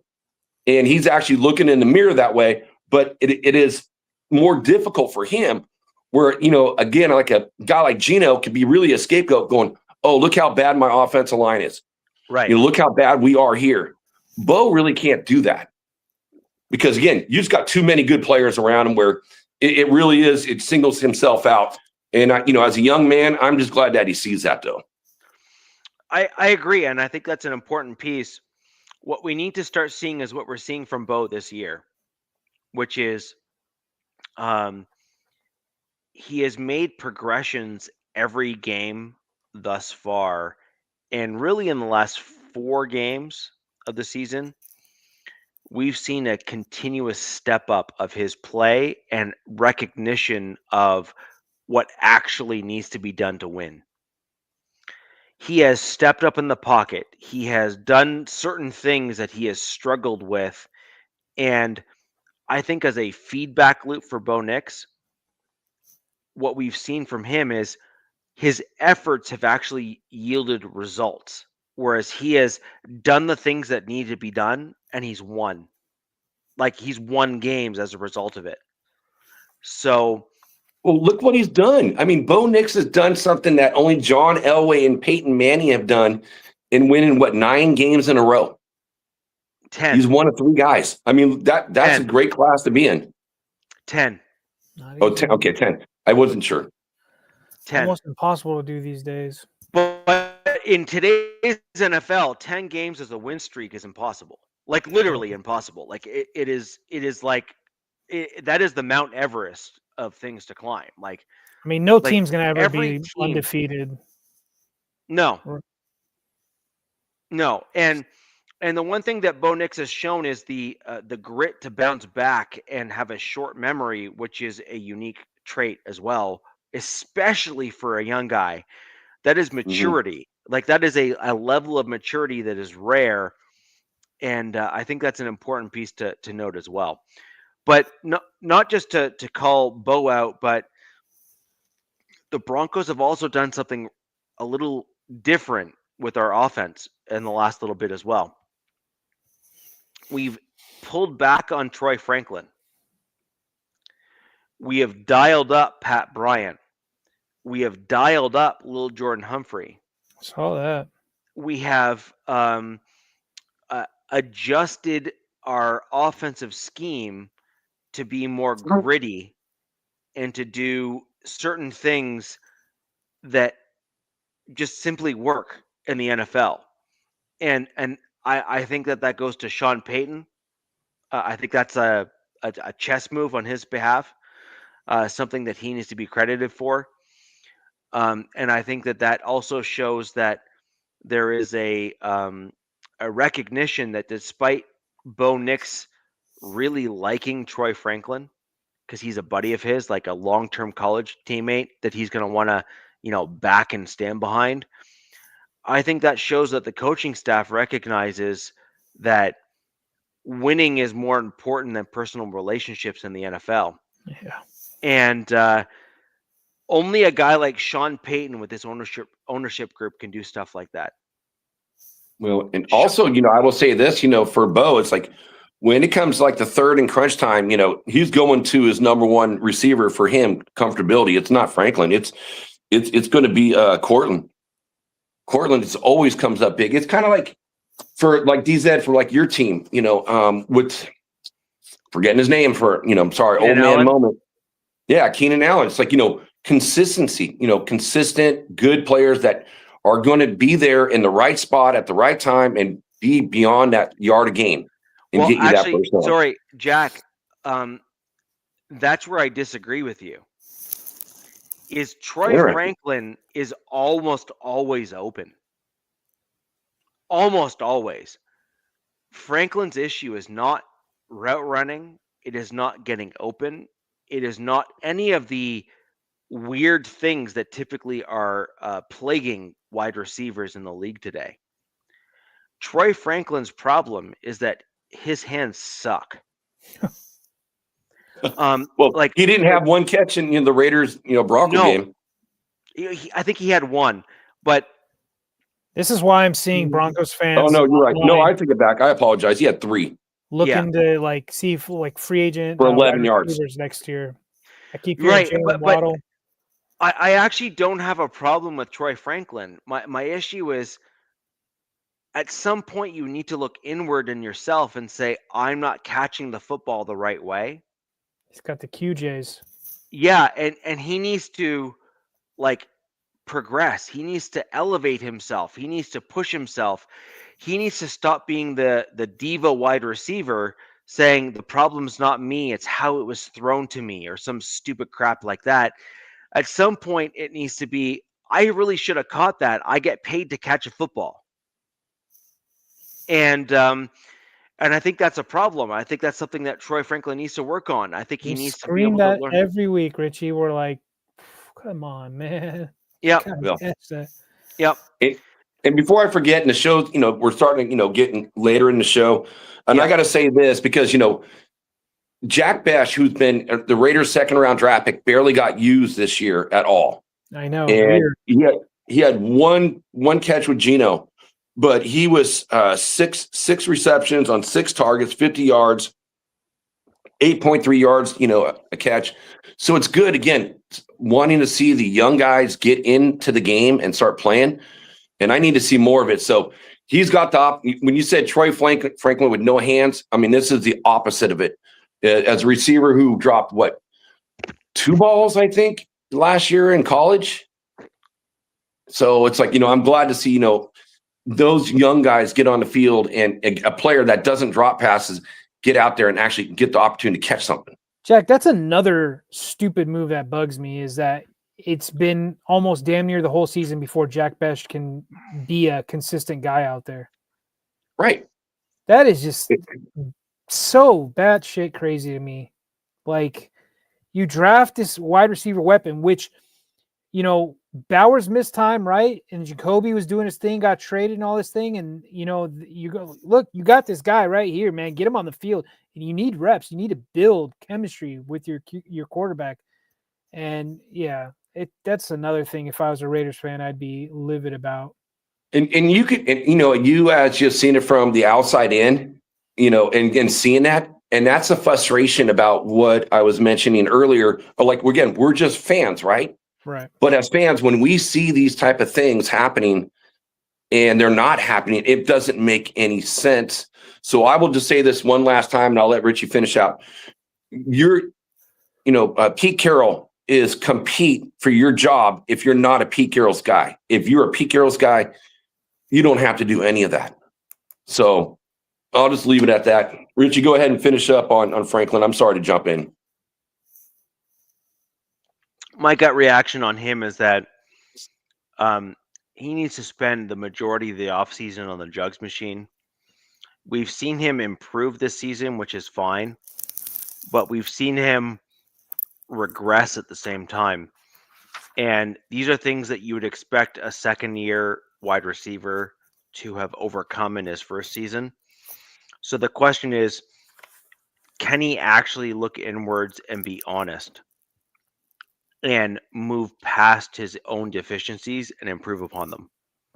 If he can, I think he has a great career with Bo Nix, because it is undeniable that there's a kind of like a telepathic connection between the two players. I mean, they've got chemistry. So they have legit chemistry. It is undeniable. Like Bo Nix is throwing the ball to Franklin with anticipation, and Bo Nix typically struggles with throwing with anticipation. It's just that Bo Nix feels so comfortable with him that it just works.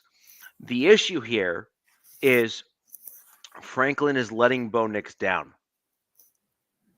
And we need Franklin to start catching with his hands rather than his body. and he needs to be able to just reel the ball in appropriately. And the faster he can do that, the better it is for Bo Nix and the better it is for Troy Franklin. Because Franklin has the ability to run all of these great routes. He showed massive progress between year 1 and year 2 in terms of route running. I've not given up on Troy Franklin, but he needs to learn to catch with his hands properly. So my advice to him is do whatever it is you need to do and get yourself to a point in the NFL level where you're catching with your hands and not your body. Because catching with your body at the NFL level might work for the onesies and twosies.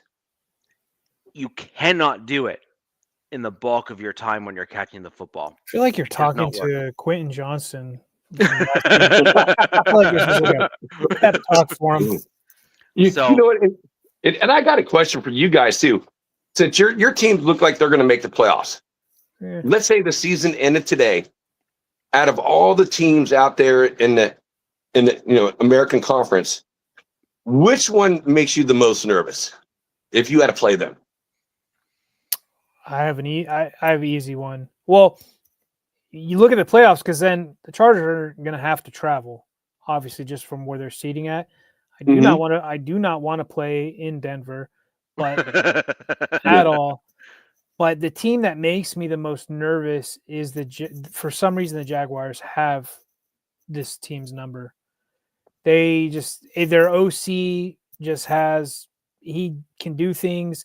And look, there could be an excuse for this just because playing, playoffs kind of present a different thing, right? Like teams get a little more pumped up and, the team probably looked a little flat going in Jacksonville. So, but yeah, I don't want to play the Jags or Broncos, but like as it sits right now, I think it'd be like Chargers would be going into Pittsburgh playing the Steelers. And I honestly don't mind that this season. Like I know that Rodgers had a good game, but they don't scare me. It would be tough at home, but they're still a decent team. Just they're not on the level of the Broncos with that defense. And then honestly, I hate to say it, all these teams scare me. The Texans, God, no thanks. With that, where did they come from? It's like, damn. It's that they're like the Bronco light, or vice versa. They're like 1A, 1B to the Denver Broncos, essentially. That's how I feel about them with defense-wise, kind of keeping them in games, essentially, and then the offense, is just playing complementary football with them. That's just how I feel like they've just had QB. And one thing with them, did you see what they did this weekend? They played 6 offensive linemen. Instead of using a tight end, they used 6 offensive linemen. Who did? The Texans did? Texans. Well, they have huge. I think this week, Jack, they had a worse ranked offensive line than the Chargers by 1. They were 32nd. Chargers were like 31st. That's Jack. So did the Broncos, though. The Broncos played what is referred to as the heavy set against the Raiders. Yeah, I think that's 13 personnel or no. He's saying no tight ends. That's what. No. You play what would be the equivalent of 12 or 13 personnel, but you sub out an O lineman for the tight end. Yeah. And by the way, in that situation, the reason why that's relevant is that lineman is often eligible as a receiving guy. And the only reason I'm saying those teams, like I don't know, picking them like a little bit over Denver is just because the Chargers have familiarity with Broncos. Mm-hmm. But that doesn't mean that they're any worse of an opponent. I just feel like they would know each other a little well. The Texans and Jags, they don't see the AFC South that much. So, but yeah, those teams, all 3 teams, yeah, no thanks. All right, so Richie, who makes you nervous? AFC wise. Again, season end today. You got to play one of these teams out of all those teams that make the playoffs. What about who is it? You wouldn't see the Patriots first. No. No, it's not in the order that you're going to play them. It's just at any of the teams at this given moment that makes you nervous. Yeah. How do you think you would match up with the Bills? Their defense is ass. Texans, Jags, Bills, and Patriots. Yeah, that's probably it. Yeah. I think that we would match up better against the Patriots than people think. Yeah, probably with their offensive line. Yeah, and I think that our D line is unique, right? Like Nick Bonito, even against the Raiders, the announcers are like, that dude is like mind blowing. Like they were just like, I don't understand. He had 2 sacks. Wait, so Broncos haven't played the Texans yet, right? Okay, that's going to be fun. No, we won. You did? Oh, I think we won. You did. They did play. Damn it! How am I not missing this? Oh, that was Davis Mills, guys. I like the way they look with Mills over Stroud. I think Stroud just not having. We beat the Texans with Mills over Stroud. Yeah, but I still like Mills. Stroud just doesn't do it for me this year. No, but I'm just saying we beat the Texans with Mills over Stroud, which would further elevate the Broncos based on your comment, right? So who had more sacks, Will Anderson or Benito? That's what I want to know. Anderson, I think, did. They're both just killing it. So Benito, I think, is 11 or 12 sacks now. Let's see if sack leaders looks like that's it at this point. Dang, he cooled off then, because he got 2 against the Raiders, and I know he was on fire in the beginning, that like looking like the NFL record was going to be broken easily. He got cooled off in the middle part there, but then he started to come back now recently.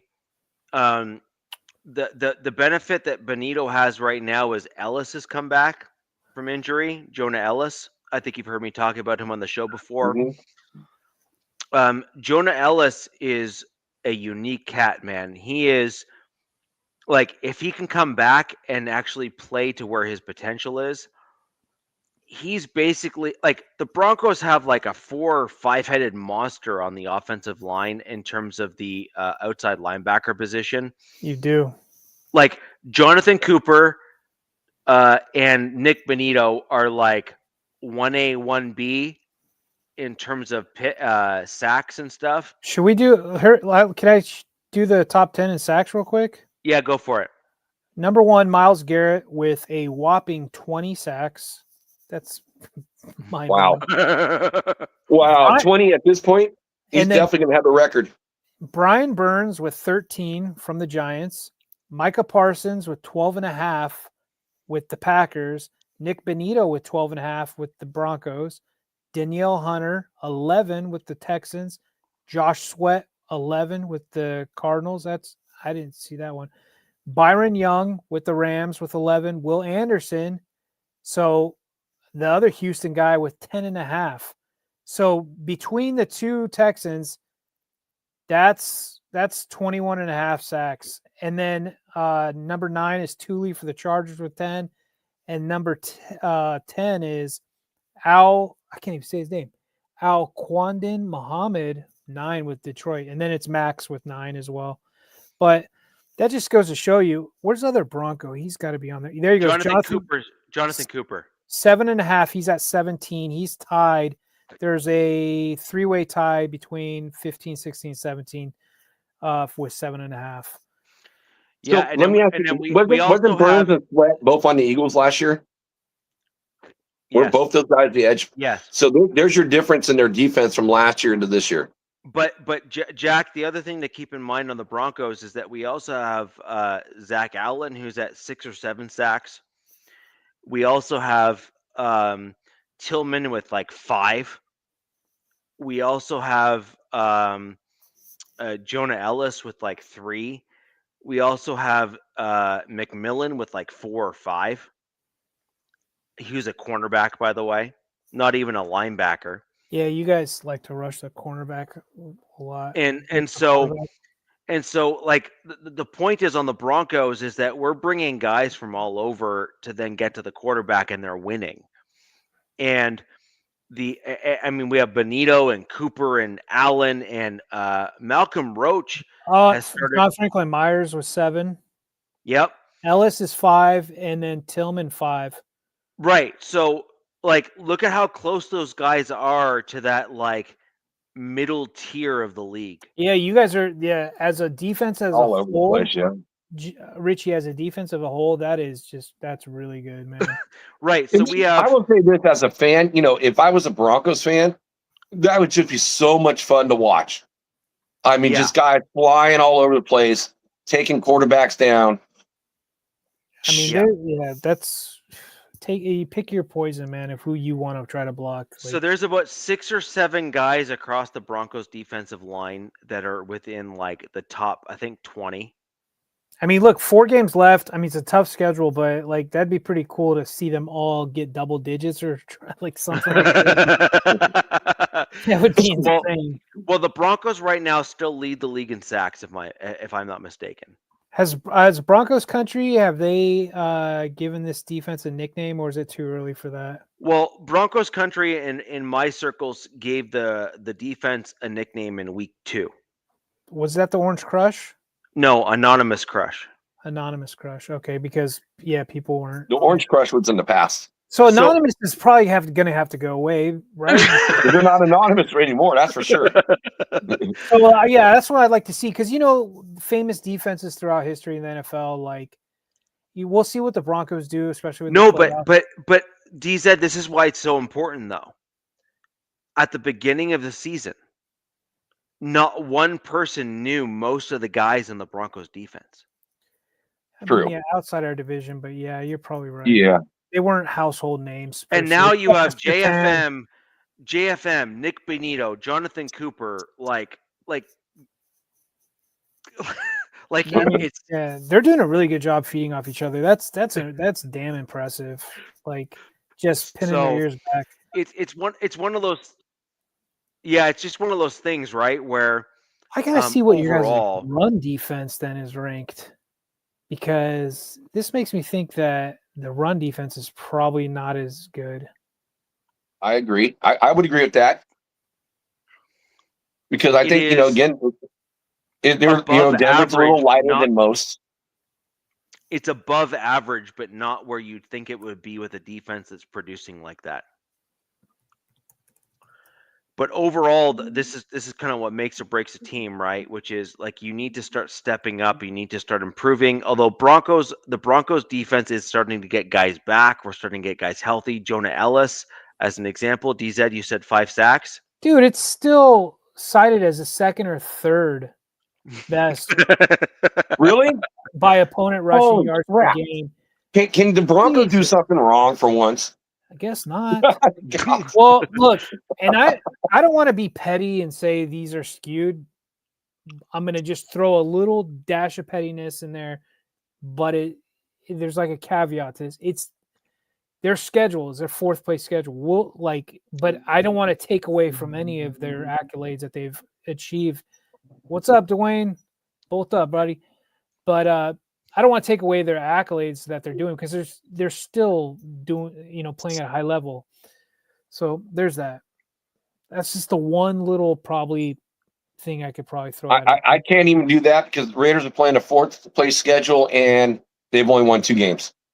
So yeah, it doesn't matter. You take every win, whatever you guys can get for this whole season. Unless you're the Raiders, we don't want any more wins. No more. Top defense. Top 1, 2, or 3 defense and all metrics, I would say. Top offensive line, 1, 2, 3, or put him in the 5.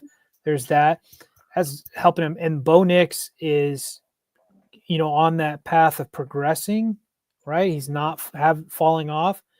It's just now you look at it, it's your pass catchers and your running game are the only things that are kind of holding this team down for probably being freaking elite in my eyes. Well, and DZ, you know what's scary? What's really scary is the Broncos have like $40 million in cap space next year to address all that. You look at all the players they re-signed, the core players, they got $40 million to spend next year.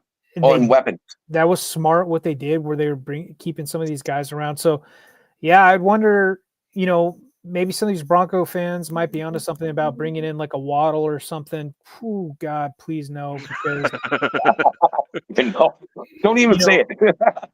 I mean, a Waddle with Sutton, damn, that'd be scary. Yeah, man, it's exciting times for Broncos country. It's one of those things that was 10 years in the making almost, right?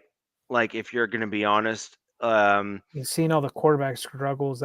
That's so this is the kicker, right? Which is, I've been a Broncos fan for, through thick and thin and all that kind of stuff, and I've seen all the stuff.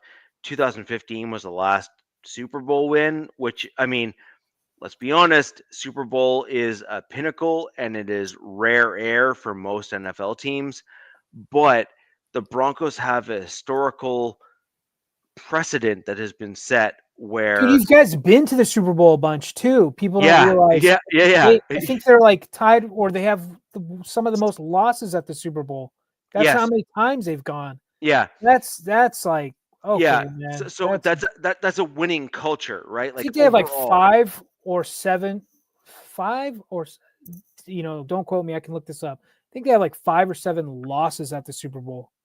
So that, I mean, you add that to their wins that they've had at Super Bowl, it's pretty impressive for the organization that just got bought out by Walmart. God damn it. And let's also not forget, overall, that Denver, Colorado, overall, while it is a major city in the U.S., is not a major market overall, if you're going to be honest. No, probably not. No, like, it's a very regional. That whole area, it's all regional. You pull, like, you got New Mexico. You pull from a lot of areas. Yeah, you got fans in Utah, like Montana. They're all rooting for you guys, man. But I'm just saying overall, though, like, generally speaking, it's not New York, it's not LA, it's not Las Vegas, it's not like any of those major markets where, like, on the eastern seaboard there of the US, or the western portion of the US, where, like, Denver, Colorado is slightly east of the western markets, but then it's like not east enough to capture like New York, etc. It's kind of like, I mean, there's a lot of sports teams in Colorado, like, that just, the Avalanche just won. They're doing really good up there. Except for the Rockies, they suck. The baseball team is horrible. I think they just got new ownership, if I'm not mistaken. I'm not 100, but other than that, pretty storied franchise there. It's like, kind of reminds me of like OKC, the basketball team there. It's kind of like they're great, but where they're at in the country, they kind of get overlooked, and then people are overlooking them sometimes at the wrong time, and you're like, oh crap, here they are, they're in the playoffs. Now they're in the Super Bowl, and you're like, God damn it. And Richie, I do have a question for you. So let's just say Russell Wilson was on this team. Do you feel like they'd be like in the same position? No, I know you don't want him, but again, just the development of Bo Nix. Do you feel if Russell Wilson was on this team, they'd be where they're at right now? No, I don't think Russ would be good for development.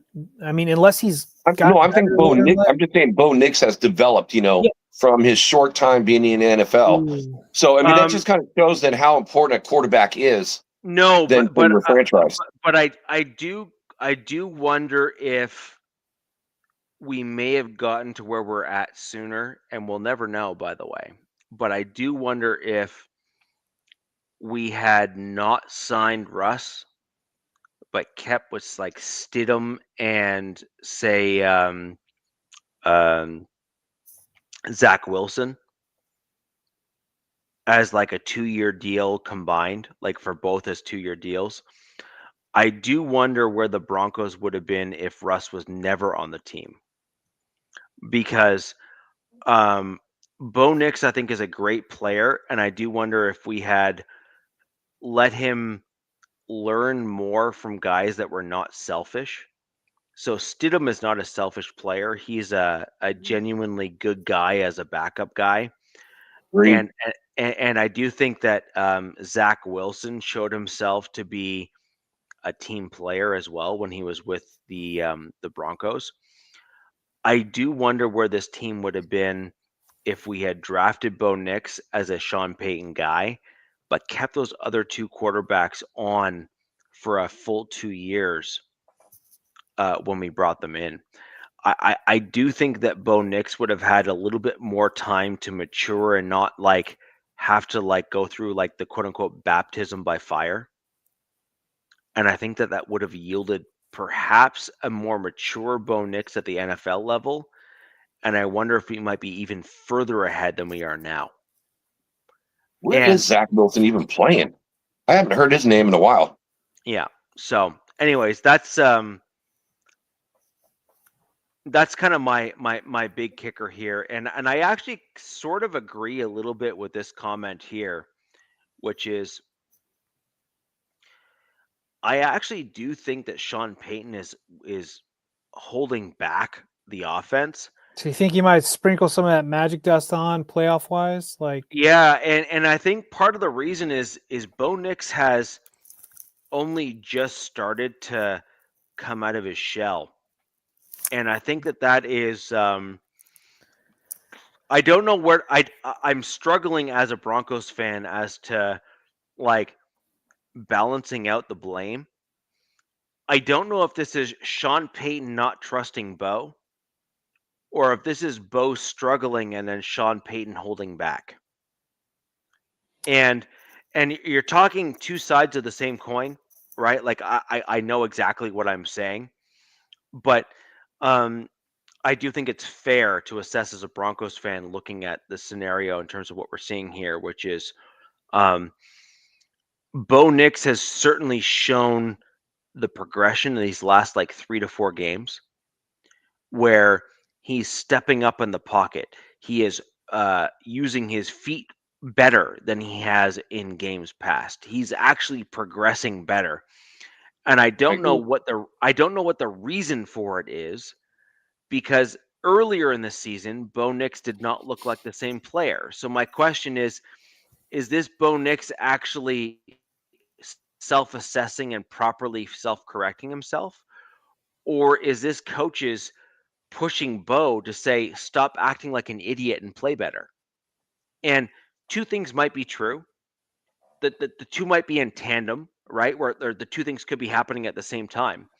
But I do think that Sean Payton is truly attempting to put Bo in the best possible spot to win as many games as he possibly can, and to try to maximize the team's success. And undeniably, by the way, since Sean Payton has been with the Broncos have done almost a 180 almost immediately. So, if anyone wants to try to say Sean Payton's the problem, No, like Sean Payton's up for the coach of the year, with the Patriots head coach. Like I'm sorry, like the answer to that is just no. Like just no. So, anyways, that's kind of my overall take on the situation overall. And I was one last thing I will say about Bo. He did not have, maybe because the game was so far out of reach, and you doubled like the time of possession and just ball control, running because it wasn't Bo's arm that got the big win, but Bo did not have, which I've seen in many of the games this year, he did not have the happy feet. Nope. He felt cool, calm, collective in this last game. Yeah. Should we get into the scores? Yeah, let's get into scores for upcoming week. So let's quickly jump over to the Broncos real quick, since we're kind of already talking about it. This is Broncos Green Bay coming up. There's a wild stat about the last time the Packers won in Denver. Mm-hmm. It's been like forever, I guess. Mm-hmm. So my general take on this game is the Packers are a much better team than I think people are giving them credit for. But the Broncos are also a much better team than most are giving them credit for as well. Agree. So this is I said this to a group chat that I have with a bunch of Broncos fans. Like pretty much the top Broncos podcasters, we're all in this like massive group chat together. And My gut reaction on this is about a 50-50 coin flip. That's the way I pretty much have it scored right now. I have this as a coin flip sort of game. That the Packers are too good to discount, and the Broncos are too good to discount, and they're literally in this like even, I horse want to race say the game. last time that they won, and I'm shooting off from the hip here, it was like 2007. The last time the Packers won or something in Denver, some like crazy stat. It's been forever. Yeah. So I'm just gonna go with my score and my reasonings behind it. Go for it. All good things must come to an end. Broncos are on this crazy win streak, and a loss wouldn't be bad for them right now, to be honest with you. This is what I feel like good teams that do things in the playoffs, they need a late season loss to kind of get them going. But look, there's also some practice reports with the Packers with some of their players kind of banged up. There's that too. I've got this pretty even, like Richie said, coin flip game. I've got Broncos 20, Packers 21. I got the Packers squeaking this out. I wish you can see this, DZ. Put it up to the camera. But yeah, I got them squeaking out. Just there, like it wouldn't be surprising me if the Broncos win at all. No, like it would not be surprised. Like, oh, they won their 11th game in a row. Like crazy. But that stat I saw about the Packers and the heater the Broncos are on, I'm like, something's gotta meet, and I think this would be the perfect opponent for it to happen. Yep. And D said you took a lot of words out of my mouth, so I'm going to say everything that D said and just add one other thing on top of it. If there's going to be a team when it's this time of the year when it's cold, the Packers know how to play in cold weather too. So it's not like one of these warmer weather teams going up to Denver when you can have snow, and it's in frigid. The Packers are used to that as well. And it's crazy. It's like the over-under is 43.5. Denver is actually a 7.5 point.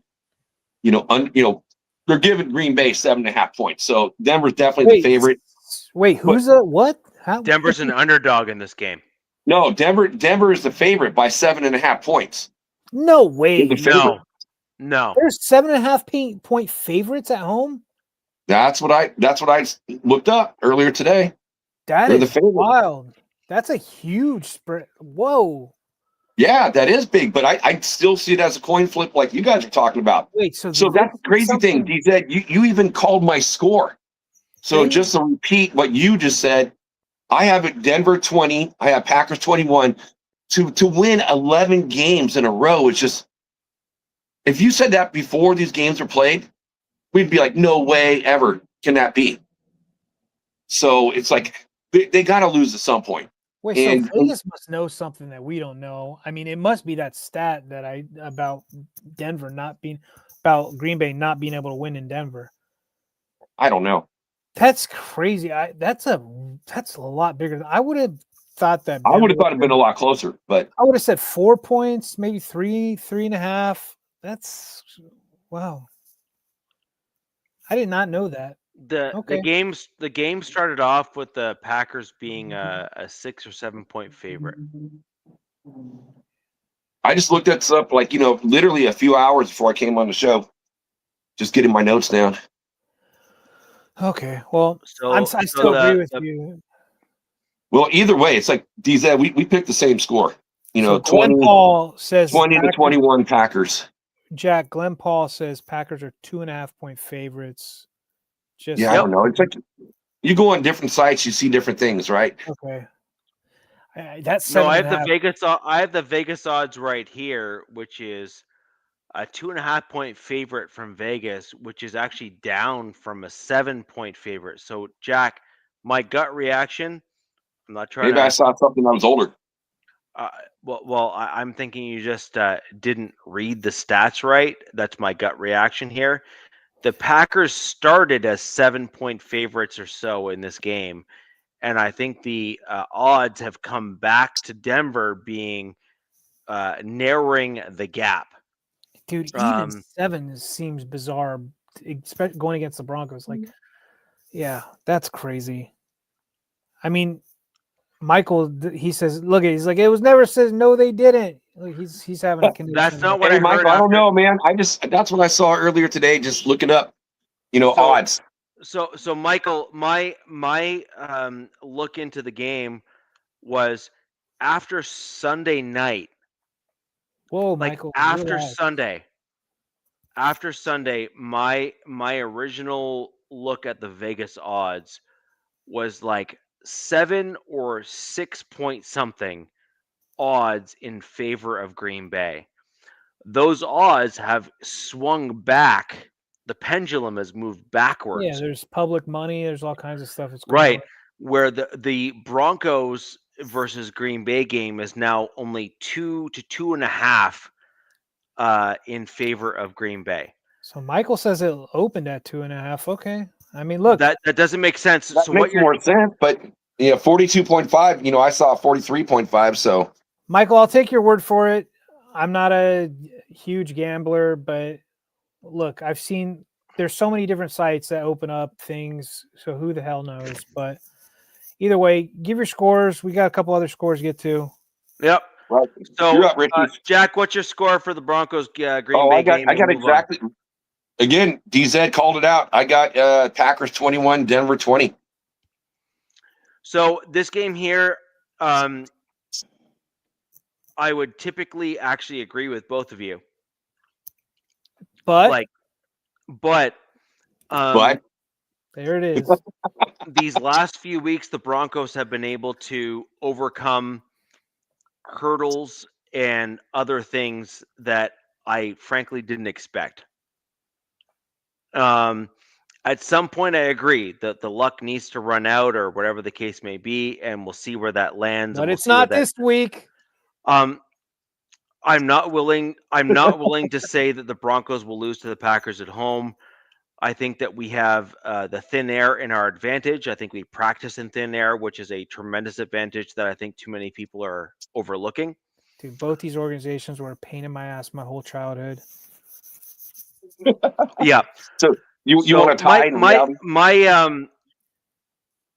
So my score is 24-21. I think the Broncos score a field goal to jump them ahead. I think that Will Lutz has been clutch. Coin flip. It's essentially and again, I stay consistent with my previous comments of coin flip game. This is last minute walk-off field goal or some variation of it, where it becomes a 24-21 game here, where the Broncos pull ahead. So let me ask you real quick: when there's a coin flip, like with your kids, family, sports, what's your first instinct? Like, what do you call? Heads or tails? Heads. I'm a tails guy. I'm tails. I'm like tails never fails. That's why. That's cool. I just want to know. You guys are heads guys. I'm a tails guy. Cool. I always look at the coin. Whatever you see, that's on the top. When they flip it up, I just go the opposite because it seems to work out that way. Okay. Cool. So, and this is the first time, guys. I will say this: we all had the Packers at 21 points. First time we've done this the whole year. Yeah. Where we all had exactly the same score for one team. Yeah. So I'm at 24 Broncos, 21 Packers. I do think the Broncos defense is the tipping of the scales here. I think the Broncos defense has shown over the course of this season that they are not just very good but elite in the league. Like it's kind of scary where the depth on the defensive side of the Broncos is. And what's even scarier, guys, is like 99% of the defense is coming back next year. That's not good. That's not good. That's annoying. That's annoying. And then add on to that the draft and other things. So my point overall is that I think that there's a synergy. Fuck yourself, Denver. Yeah. So I think that I understand where you're coming from. I totally get it. But I think there's a synergy that comes from a defense that's cohesive like this. You have a unit perspective, like you have a collective cohesive unit that's together. You better get the second coming of Andre Giant and his kids on this offensive line in LA because I'm not dealing with this shit next year. Just So getting you have Jonah Ellis, you have Donde Tillman, who's likely back. You have um, uh, Jonathan Taylor and Nick Manito. You have all of the 4 edges for the Broncos that are coming back. You also have Johnny Walker, who, rather than being just a great bottle of booze, is also coming back for the Broncos from IR. green or Who blue label. All right, Richie, showed enough. I don't want to hear any more of this. Yeah, That's he next is season. we're That's not. next season. no, but my point is Take that your as wet dream with you tonight when you go to bed. I don't need to hear this crap look, anymore. it is what it is, and but the point is that you have developmental guys that are standing behind other guys that have shown out that are like it's a system that the Broncos have developed, which to their credit is showing results, and They're it is what it is, and so they're they're it, building it's something, man. yeah, so it's something that is undeniable and it's important. All Bane right. my So what do we got for the chart? The big game is the Chargers versus Kansas City. What do we got there? Okay, so let me do my notes. This is the only team the Chargers are going to be facing that are below 500. The Chiefs, as we know, are 6-7. This is an early game for the Chargers on the road in KC. Chargers are coming off a short week, though. Monday night, overtime game, lost 3 players that Yep. did not practice today. Right tackle Trey Pipkins, Elijah Molden safety, and Darius Davis, our kick punt returner, who kind of happy that he's out because he's lost a step, and I don't want to see him on this team next year.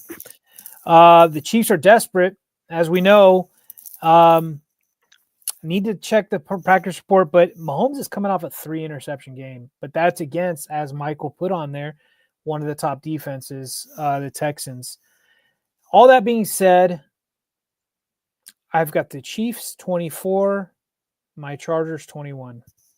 I got the Chiefs taking this, and just to put some more drama and controversy into this effing season that doesn't need to be there, I've got them still holding on to whatever that percentage is. I think it's like 17 or 12% they've got going. So, yeah.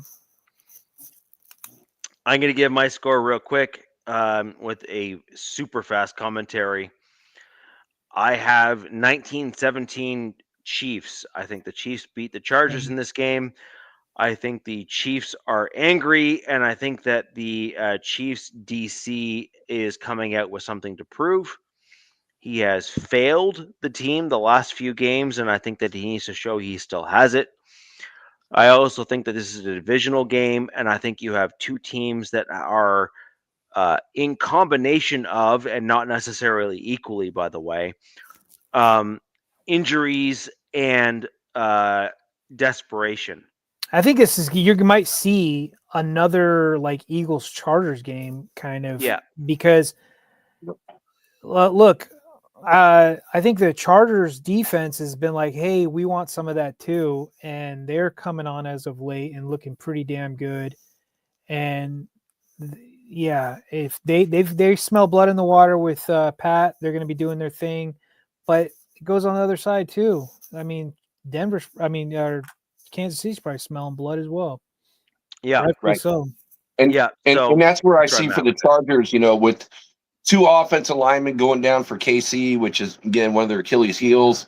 They're not a great running team, and what I said earlier tonight with the Chargers, they have found ways to come back and get wins. So they figured that out, and I love your coach. And again, I see the Chargers taking this game, taking it to KC. I got LA winning, 23-20. if they did that, they'd be sweeping the Chiefs this year, which would be pretty spectacular. Unbelievable, huh? And that would probably be the final nail in the coffin for Kansas City. That would literally seal it. We'll do it. Put that nail in that coffin. Look, I have to think that Herbert's probably pissed from his performance on Monday night, and I bet you the pass catchers are pissed as well that they didn't get many opportunities or getting shut down. And I don't think the Chiefs defense is on par with the Eagles defense, but they do have a great play caller. You know, we got Fangio, got Spags. Look, we'll see, man. We'll see, but I got the Chiefs by 3. And I think the Chargers are looking at it this way too. They need to keep pace with the Broncos and good point. And also move up in that position, you know, not only in the AFC West, but just the AFC overall for playoff position. So they got more on the line. So again, that's why I got the Chargers, you know, pulling this one out in a squeaker. Look, it's totally fair and it's totally possible when you're dealing with a divisional game. Just my gut reaction is quarterback coaching combination. I just like the Chiefs are still not fully down to the bottom of the mountain yet. No.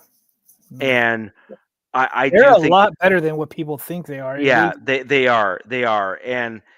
And the kicker is that they have a quarterback that is truly still generational and a few key pieces, and you're going to be cursing their names again for sure. And so I think that is underrated overall.